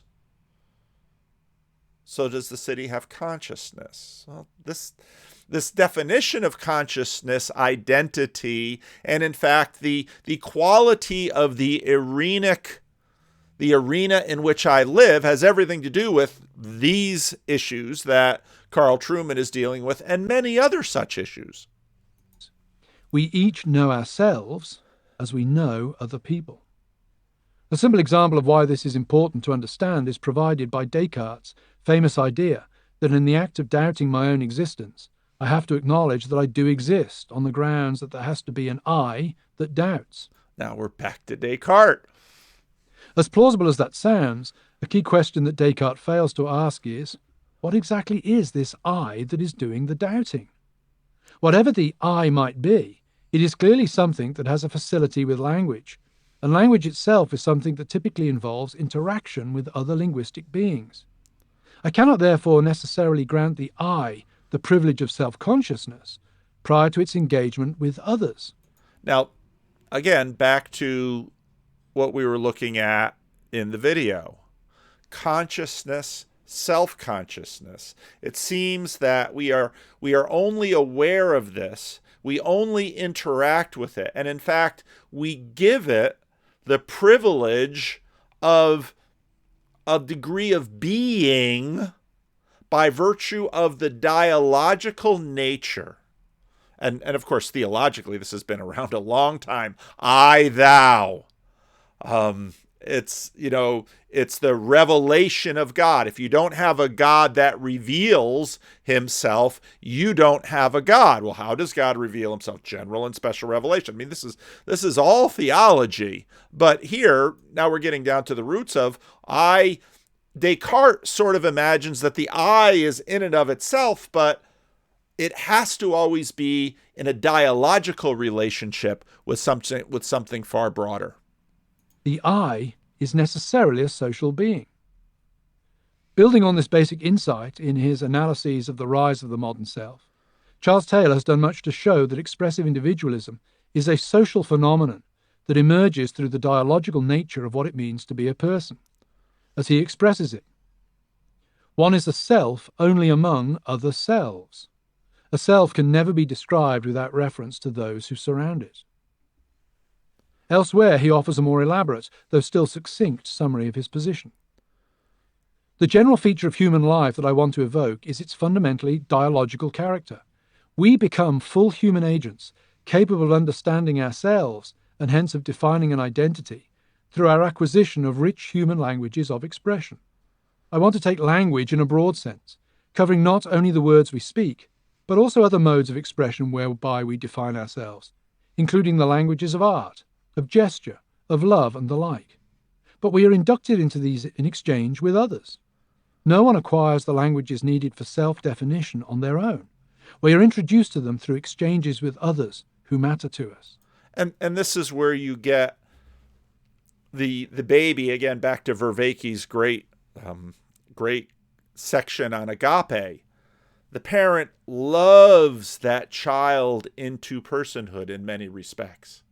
And so it's the mother-child, the father-child, the family. In fact, these institutions create us, even if the institutions themselves are not material. And then the question is, well, where do they come from? And now we're back into the emergent emanation questions. Taylor is here pointing to the fact that who we think we are is intimately connected to those to whom we relate. Family, friends, co-workers. When asked who I am, for example, I do not respond by pointing the inquirer to my DNA code or to such generalities as my gender. I would typically define myself in relation to other people and other things. The child of John, the husband of Katrina, a professor at Grove City College, the author of a particular book. Circumstances would influence the specific content, but the reply would likely touch on my relationship with others. This also connects to another point, the human need to belong. If our identities are shaped by our connection to and interaction with significant others, then identity also arises in the context of belonging. To have an identity means that I'm being acknowledged by others. To wander through a town and to be ignored by everyone I encounter would understandably lead me to question whether they considered me to be a non-person, or at least a person unworthy of acknowledgement. If I am treated by everyone I encounter as if I am worthless, I will probably end up feeling that I am worthless. The Amish practice of shunning provides an example of this. When someone has committed some act that dramatically contradicts or defies the practices of the community, he can then be shunned. And you can get this a lot closer. The cold shoulder. In extreme cases, this can mean that he is completely ignored by the Amish community. In this way, community identity is maintained by denying practical membership to the transgressor. The person ceases to be recognized as Amish by other Amish. While that individual continues to exist, his identity within the Amish community is effectively erased. Individual identity is thus truly a dialogue. How a person thinks of himself is the result of learning the language of the community so that he can be a part of the community. It also explains the basic human need to belong. The idea of the isolated, Rousseau-esque man of nature, living all by himself and for himself, may be superficially attractive, but a moment's reflection would indicate how strange, if not completely absurd, it would be. In fact, to conduct such a thought experiment is likely to induce a kind of intellectual vertigo, precisely because so much of who we are and how we think of ourselves is tied up with the people with whom we interact. To remove them from the picture is, in a sense, to remove ourselves, at least ourselves as we know ourselves. Again, if I ask what it would be like to be me if I had been born not in Dudley, England, to English parents, but rather in Delhi to an Indian mother and father, the question is really impossible to answer for a very simple reason. I would then have been not me, but somebody completely different. This dialogical dimension of identity also points to another aspect of modern selfhood. There is for sure a deep desire in the modern West for self-expression, to perform in public in a manner consistent with that which one feels or thinks one is on the inside. Now, part of what we're getting at here is, in fact, again, the meaning crisis is in many respects also an identity crisis, because in a religious context, your identity is given to you by all of these contextual things, and the primary contextuality is the religious context. As the religious context receded or became implicit, or in a secular, in my videos about establishment Protestantism, FDR needed to sort of sublimate the Christian aspect. So nationalism, Christian nationalism, let's get rid of the Christian. Let's just call it what it means to be an American. Well, you still have all of those immaterial institutions that constitute the arena of the nation, that you have to sort of cover up a bunch of the Christian things, or maybe take the Hagia Sophia and quick make it a mosque and then a museum. This is the path that society has gone. But the individual and the institution, well, now the individual finds identity via the individual's relationship with all of these other immaterial institutions. That is the essence of authenticity, as I will note in the thought of Rousseau in chapter 3. It is also the idea of authenticity that dominates the contemporary cultural imagination. Yet the desire to belong to some larger whole, to find unity with others, is also characteristic of modern selfhood. One might note a comparatively trivial example of this: the teenager who dresses in a particular way to express her individuality, and yet at the same time ends up wearing more or less the same clothes as every other member of her peer group. Her clothing is both a means of self-expression and a means of finding unity with a larger group at one and the same time. Taylor's own attitude to this issue is rooted in his appropriation of the thought of the 19th century German philosopher G.W.F. Hegel. Friedrich Neuhauser summarizes Taylor's approach to Hegel in terms that make the latter's relevance obvious. Taylor's argument is that Hegel's social philosophy attempted to satisfy two aspirations bequeathed to us by the Enlightenment and its romantic successors: aspiration to radical autonomy and to expressive unity with nature and society. In short, Hegel is useful because he is the key philosopher who wrestled with the quintessential problem of identity in the modern era: how to connect the aspiration to express oneself as an individual and to be free with the desire for being at one with or belonging to society as a whole? How can I simultaneously be myself and belong to a larger social group? This is where Hegel's thought is of great contemporary relevance. Hegel begins the most famous section of his Phenomenology of Spirit on the relationship between master and slave with the following statement: self-consciousness exists in and for itself when and by the fact that it so exists for another. That is, it exists only in being acknowledged. What Hegel means by this is that self-consciousness is found only in a fully developed form where two such self-consciousnesses recognize each other as mutually recognizing each other. That is a rather convoluted and inelegant way of saying that a human being is most self-conscious when she knows that other people are acknowledging her as a self-conscious being. But now the means through which they acknowledge each other is not simply blank air. It's via these institutions and these aspects of identity which are all contextual. A trivial example might help elucidate this idea further. Children often play improvised team sports in the schoolyard during recess. Typically, team captains, normally a couple of the stronger leadership types in the playground pecking order, take it in turns to select players for their team. The moment of being selected often gives the one chosen a thrill, a feeling of excitement, of satisfaction, and perhaps more negatively, of superiority relative to those who have not yet been picked. That is a moment of being recognized, of being acknowledged as valuable by another, and crucially, of knowing oneself that one has been so acknowledged. One imagines that this experience is somewhat different from that of, say, a Jack Russell Terrier whose master comes home after work and calls him to sit on his lap. The Jack Russell may well be thrilled by the return of his master and by the fact that he has been acknowledged or recognized in such a way. But unlike the child picked for the playground team, he will lack the self-consciousness necessary to reflect on the fact that he has been so acknowledged. So here's where you have consciousness and self-consciousness. The Jack Russell Terrier has a degree of consciousness, but will lack the self-consciousness of this. And one might describe the Jack Russell's reaction as simply instinctive. Now, I wouldn't say it's instinctive. I think there's been a fair amount of human agency poured into that Jack Russell Terrier. Instinctive would be natural in terms of the lines that I drew in the video about the video that I did on my adult Sunday school class.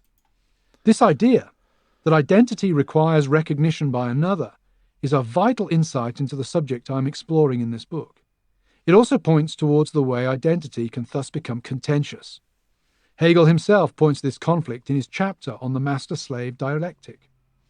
In a meeting of two primitive self-consciousnesses, recognition or acknowledgement of another self-consciousness requires a setting aside or a denial of oneself. The ultimate form of this dynamic is that the one self-consciousness comes to dominate the other totally, to negate it entirely. That is, if I meet someone else, the greatest way that my existence can be recognized by him is for me to fight and kill him. Recognition thus becomes a life and death struggle. But because death is also somewhat self-defeating from the victor's standpoint, once the other person is dead, he cannot give me the recognition I desire. Real life means that a compromise situation holds, whereby the one person comes to hold a superior position to the other who yet remains alive. A hierarchy of master and slave is thereby established, whereby the stronger receives from the weaker the recognition he desires. To return to the playground example, one sees this hierarchical form of recognition at play in the action of team selection. The fact that the teams are picked by leaders indicates that a number of the children are recognized as such by the rest. The captains are captains because the other children acknowledge them as their superiors in some way. Recognition thus always stands in a potential relationship to hierarchy, and therefore to potential struggle and conflict. Again, playgrounds provide a good example, that of the school bully. The bully is one who establishes his dominant role in a particular hierarchy by the use of power to subjugate those who are weaker. The recognition they grant him is vital to his own self-consciousness, but is extracted from others in a way that negates them to some significant degree, such that they know themselves to be below him in the hierarchy of power, to be somehow less than him. And this is where we sort of come all the way round circle to this question of what we started out talking about, levels of being. The student who gets picked last is less. Now, it's amazing because the team forms, but this team won't have uniforms. It won't have a mascot. It won't have a name. But the team will be functional enough for the pickup game on the school playground, and then it goes away.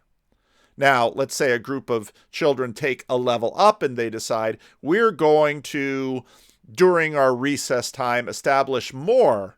They're going to create something of a little bit more substance, and we're going to have 2 team names. And so each time we go out, we're going to continue to battle each other. And maybe we'll have trades, and maybe we'll have shirts and skins, and maybe, on and on and on and on you go with this. And very quickly, something gets made, and years later, thinking back on that playground, remember the Lions? We were the Lions and they were the Tigers, and we might remember the scores, and we've now created something, and it's an instantiation. Now, does that thing have consciousness? No, I don't think so. But these are pretty thin elements compared to what we really construct as we construct things. Clearly, the dialogical nature of identity creates the possibility for tension, not simply between individuals, but also between the desires of the individual and the concerns of the community, and of course between one community and another. Hegel was well aware of this, and it forms an important part of his understanding of the political culture of the modern state. And this is where the issue becomes complicated. It is also where one can begin to construct an answer to the question as to why only certain identities appear to enjoy legitimacy and widespread social privilege. Now, why certain identities? Because it seems that we can just sort of create these things, but not all of them stick. And in fact, some may live for a short time and then go away. Some may live for longer. There was, of course, in U.S. history, the Bull Moose Party with Teddy Roosevelt. Well, that went away. And so we create these things and they go away. But then we have to begin to ask the question, when and why do these things stick? Is there something more to them? If so, where does this moreness come from? To put the matter another way, it helps explain why some identities find recognition in society while others do not. Here it is helpful to note a concept that Taylor draws from Hegel, that of Sittlichkeit. This term cannot be captured by a single English word, and so Taylor retains the original German in his work, but offers this explanation of its precise meaning. Sittlichkeit refers to the moral obligations I have to an ongoing community of which I am a part. These obligations are based on established norms and uses, and that is why the etymological root in sitten is important for Hegel's use. The crucial characteristic of Sittlichkeit is that it enjoins us to bring about what already is. This is a paradoxical way of putting it, but in fact the common life, which is the basis of my sittlich obligation, is already there in existence. It is in virtue of its being an ongoing affair that I have these obligations, and my fulfillment of these obligations is what sustains it and keeps it in being. Hence, in Sittlichkeit, there is no gap between what ought to be and what is, between sollen and sein. Now, this is fascinating because now suddenly there's moral obligation for the arena. And there's my relationship too.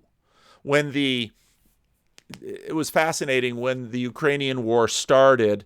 I caught a lot of UK news outlets have made their way into my feed, and so here were a bunch of UK citizens who were signing up for the Ukrainian Foreign Legion, and one was a young, strapping young man, and he was ready to go, and you think, okay, I can easily understand. Another one was a 60-year-old, and they're a little surprised. A little, a 25, 30-year-old, one thing, but a 60-year-old, well, I was a medic, and I served in the military years ago, and, well, why are you going to do this? Well, somebody has to.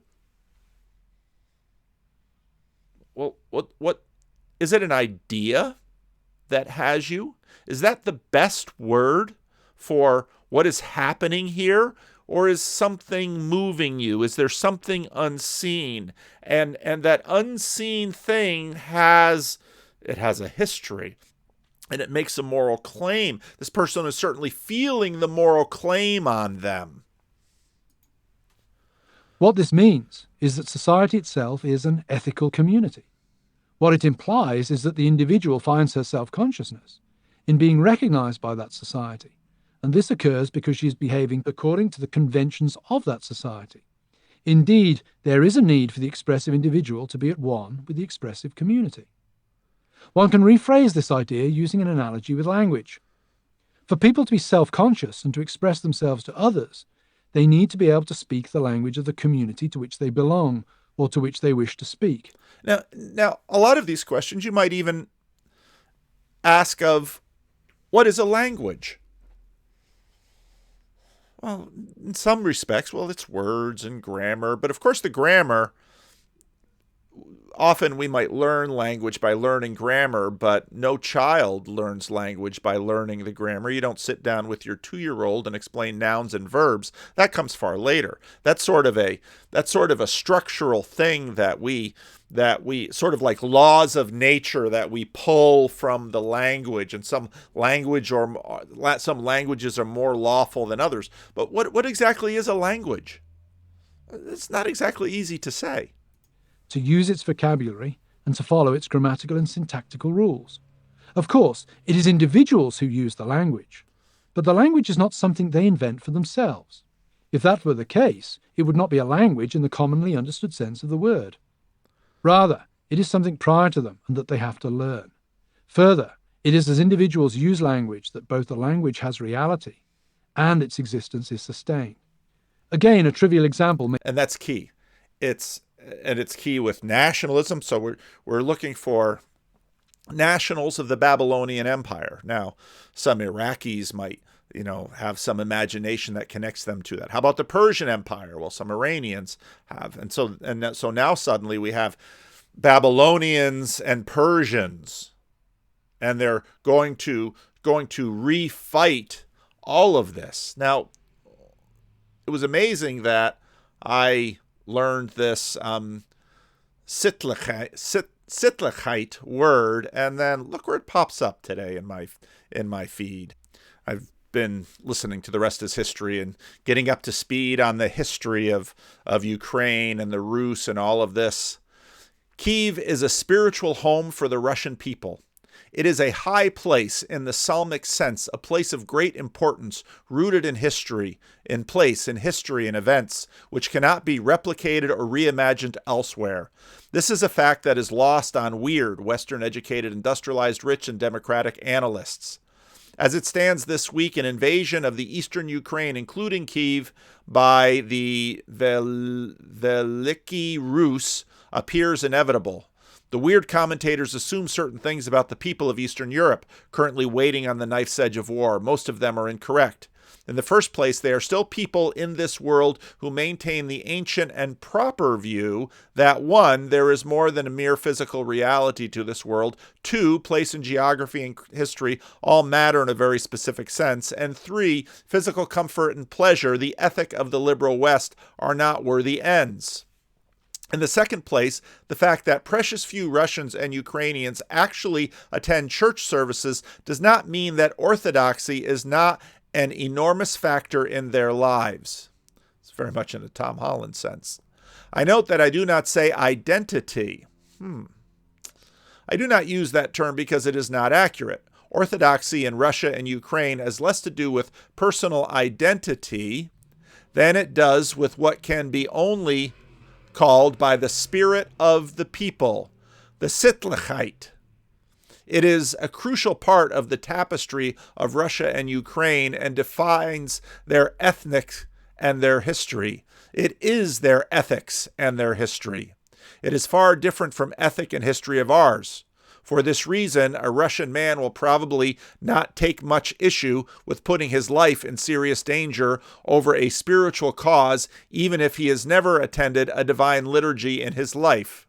My main point does not lie here, but in the radical misunderstanding between weirds and the men of the East manifests the entire spirit of our times. The spirit of the strong gods, long exiled to the periphery, now come back to knock at the gates of a collapsing anti-culture. Reef is very much into the anti-culture thing. My prayer is that Vladimir Putin stays the hell out of Ukraine and that no further blood is shed. Obviously, his prayers were not answered. The dissonance between the weirds, us most generally, and the East is my far larger point, regardless of the righteousness of Mr. Putin's cause.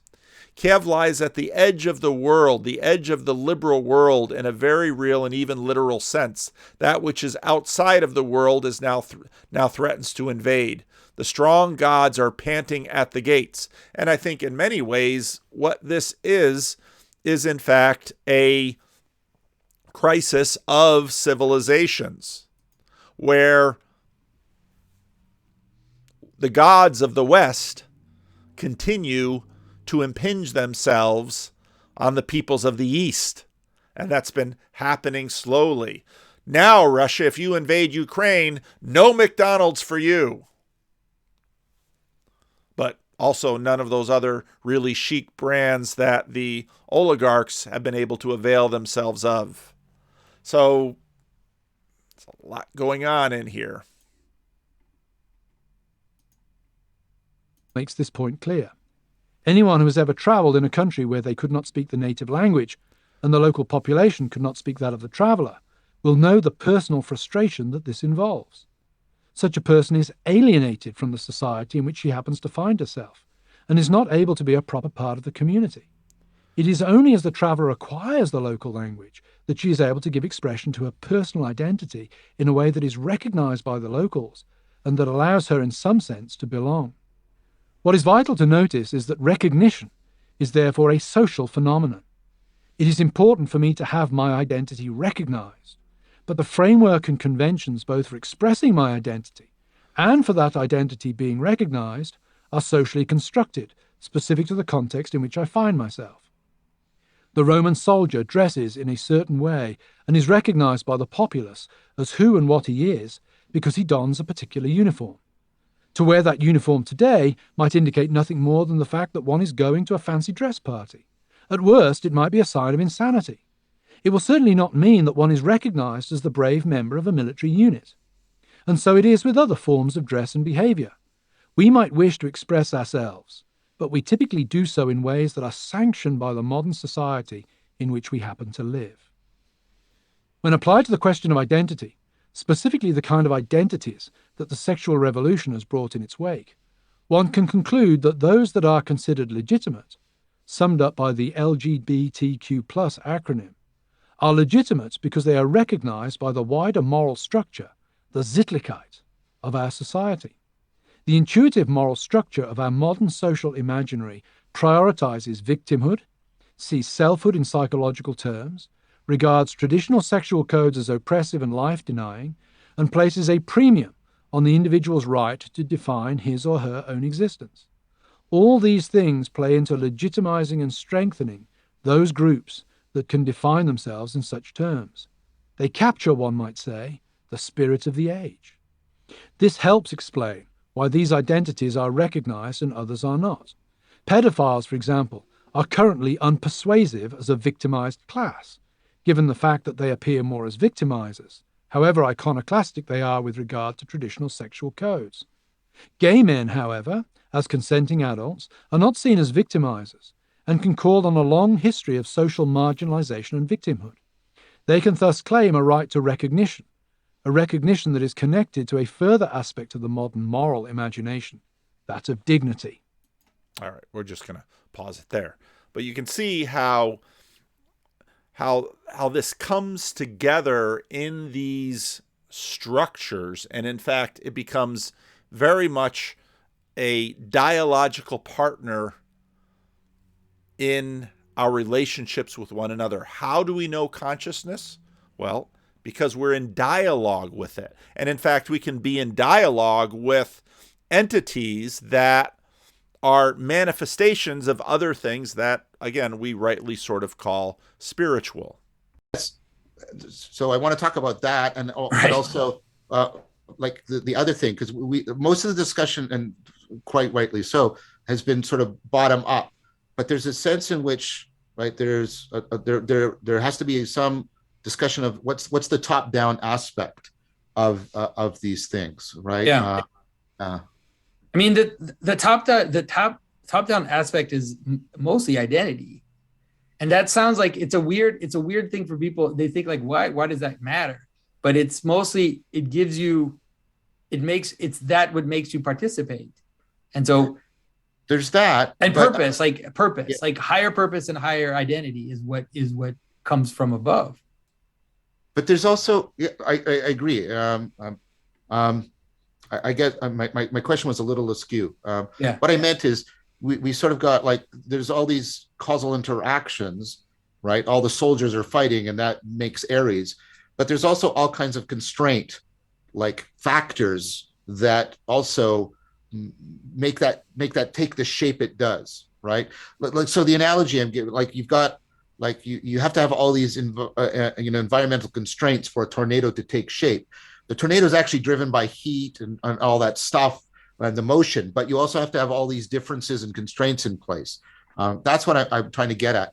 And I like, and you can think about like something really interesting with your city example. You've got all the people, and they literally make laws, but then the laws constrain the people, and then like you get bottom up, top down stuff happening. That's what I and I want to press that analogy to other things. Yeah, definitely. C.S. Lewis points out in The Problem of Pain that we make laws against ourselves, and that's exactly what Vervaeke is talking about. It's a strange cycle that we participate in. I mean, I that's definitely something I'm interested in, for sure.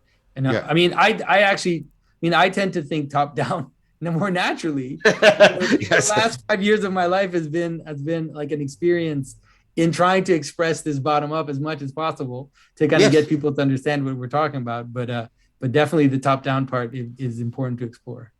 Well, because top down was basically, I mean, you had Europe killing each other over confessional issues, all these top down issues that seemed intractable. You couldn't productively resolve them, which is why you had the turn to the book in the Renaissance. Then you had the turn away from the book, back dropping balls off of towers in Italy with Galileo. And so, okay, it's by the physical world. It's by the physical world that we're going to have agreement, but you can't understand the physical world without the top down. And so we have the monarchical vision where we imagine, well, we're on top and we're looking down. And we're looking down on the world as it is. And now we're getting to the point of realizing the limitations of that what is a table? What am I? That I have a consciousness congress. And there are mechanisms built into me from below. And how in reality do the top and the bottom meet each other, and how is the top and the bottom meeting each other in some ways related to the dialogic nature of how I know myself to be, I know you to be conscious because I am self-conscious, and then I relate back and forth to you, and I even notice the levels. So, yeah. And I think the bottom up and the top down are equally scientifically valid. Like they're equally scientifically legitimate and important. Yeah, but I'm happy to see you're reading Maximus, because I feel like, at least my experience is that in Maximus you really have one of the best expressions of how those two kind of come together. They depend on each other, right? There's a sense in which the bottom up, expresses. I mean, my brother talks about it in his book, by the way, very, very well, right? It's like there's the top informs and the bottom embodies or supports, and that these two things must happen at the same time for reality to manifest, let's say. Yeah, I'm trying to read all the great synthesizers, Maximus. I'm reading Baltazar's biography on him as well. And obviously Aquinas, especially the new Neoplatonic interpretation of Aquinas. And of course, Erigena. Yeah. I know you talked about him quite a bit before. So. Yeah, and so it's amazing to me how how all of these great synthesizers seem to be converging. They obviously have important differences, and for Christians, I know those differences are doctrinal and kinds of things, and but there's also a deep convergence on this shared ontology, and I think that's really something that's really catching my attention. I'm really trying to let myself follow that as deeply as I can right now. All right, so enough for this. I hope this was helpful. I'll try and remember to put all the links below. I don't know how long this was, but it wasn't short. So I know I haven't put out a real long one for a while. So those of you who like the real long ones, you're going to get a little extra exercise this week, and the dishes are going to be a little cleaner. Leave a comment. Let me know what you think.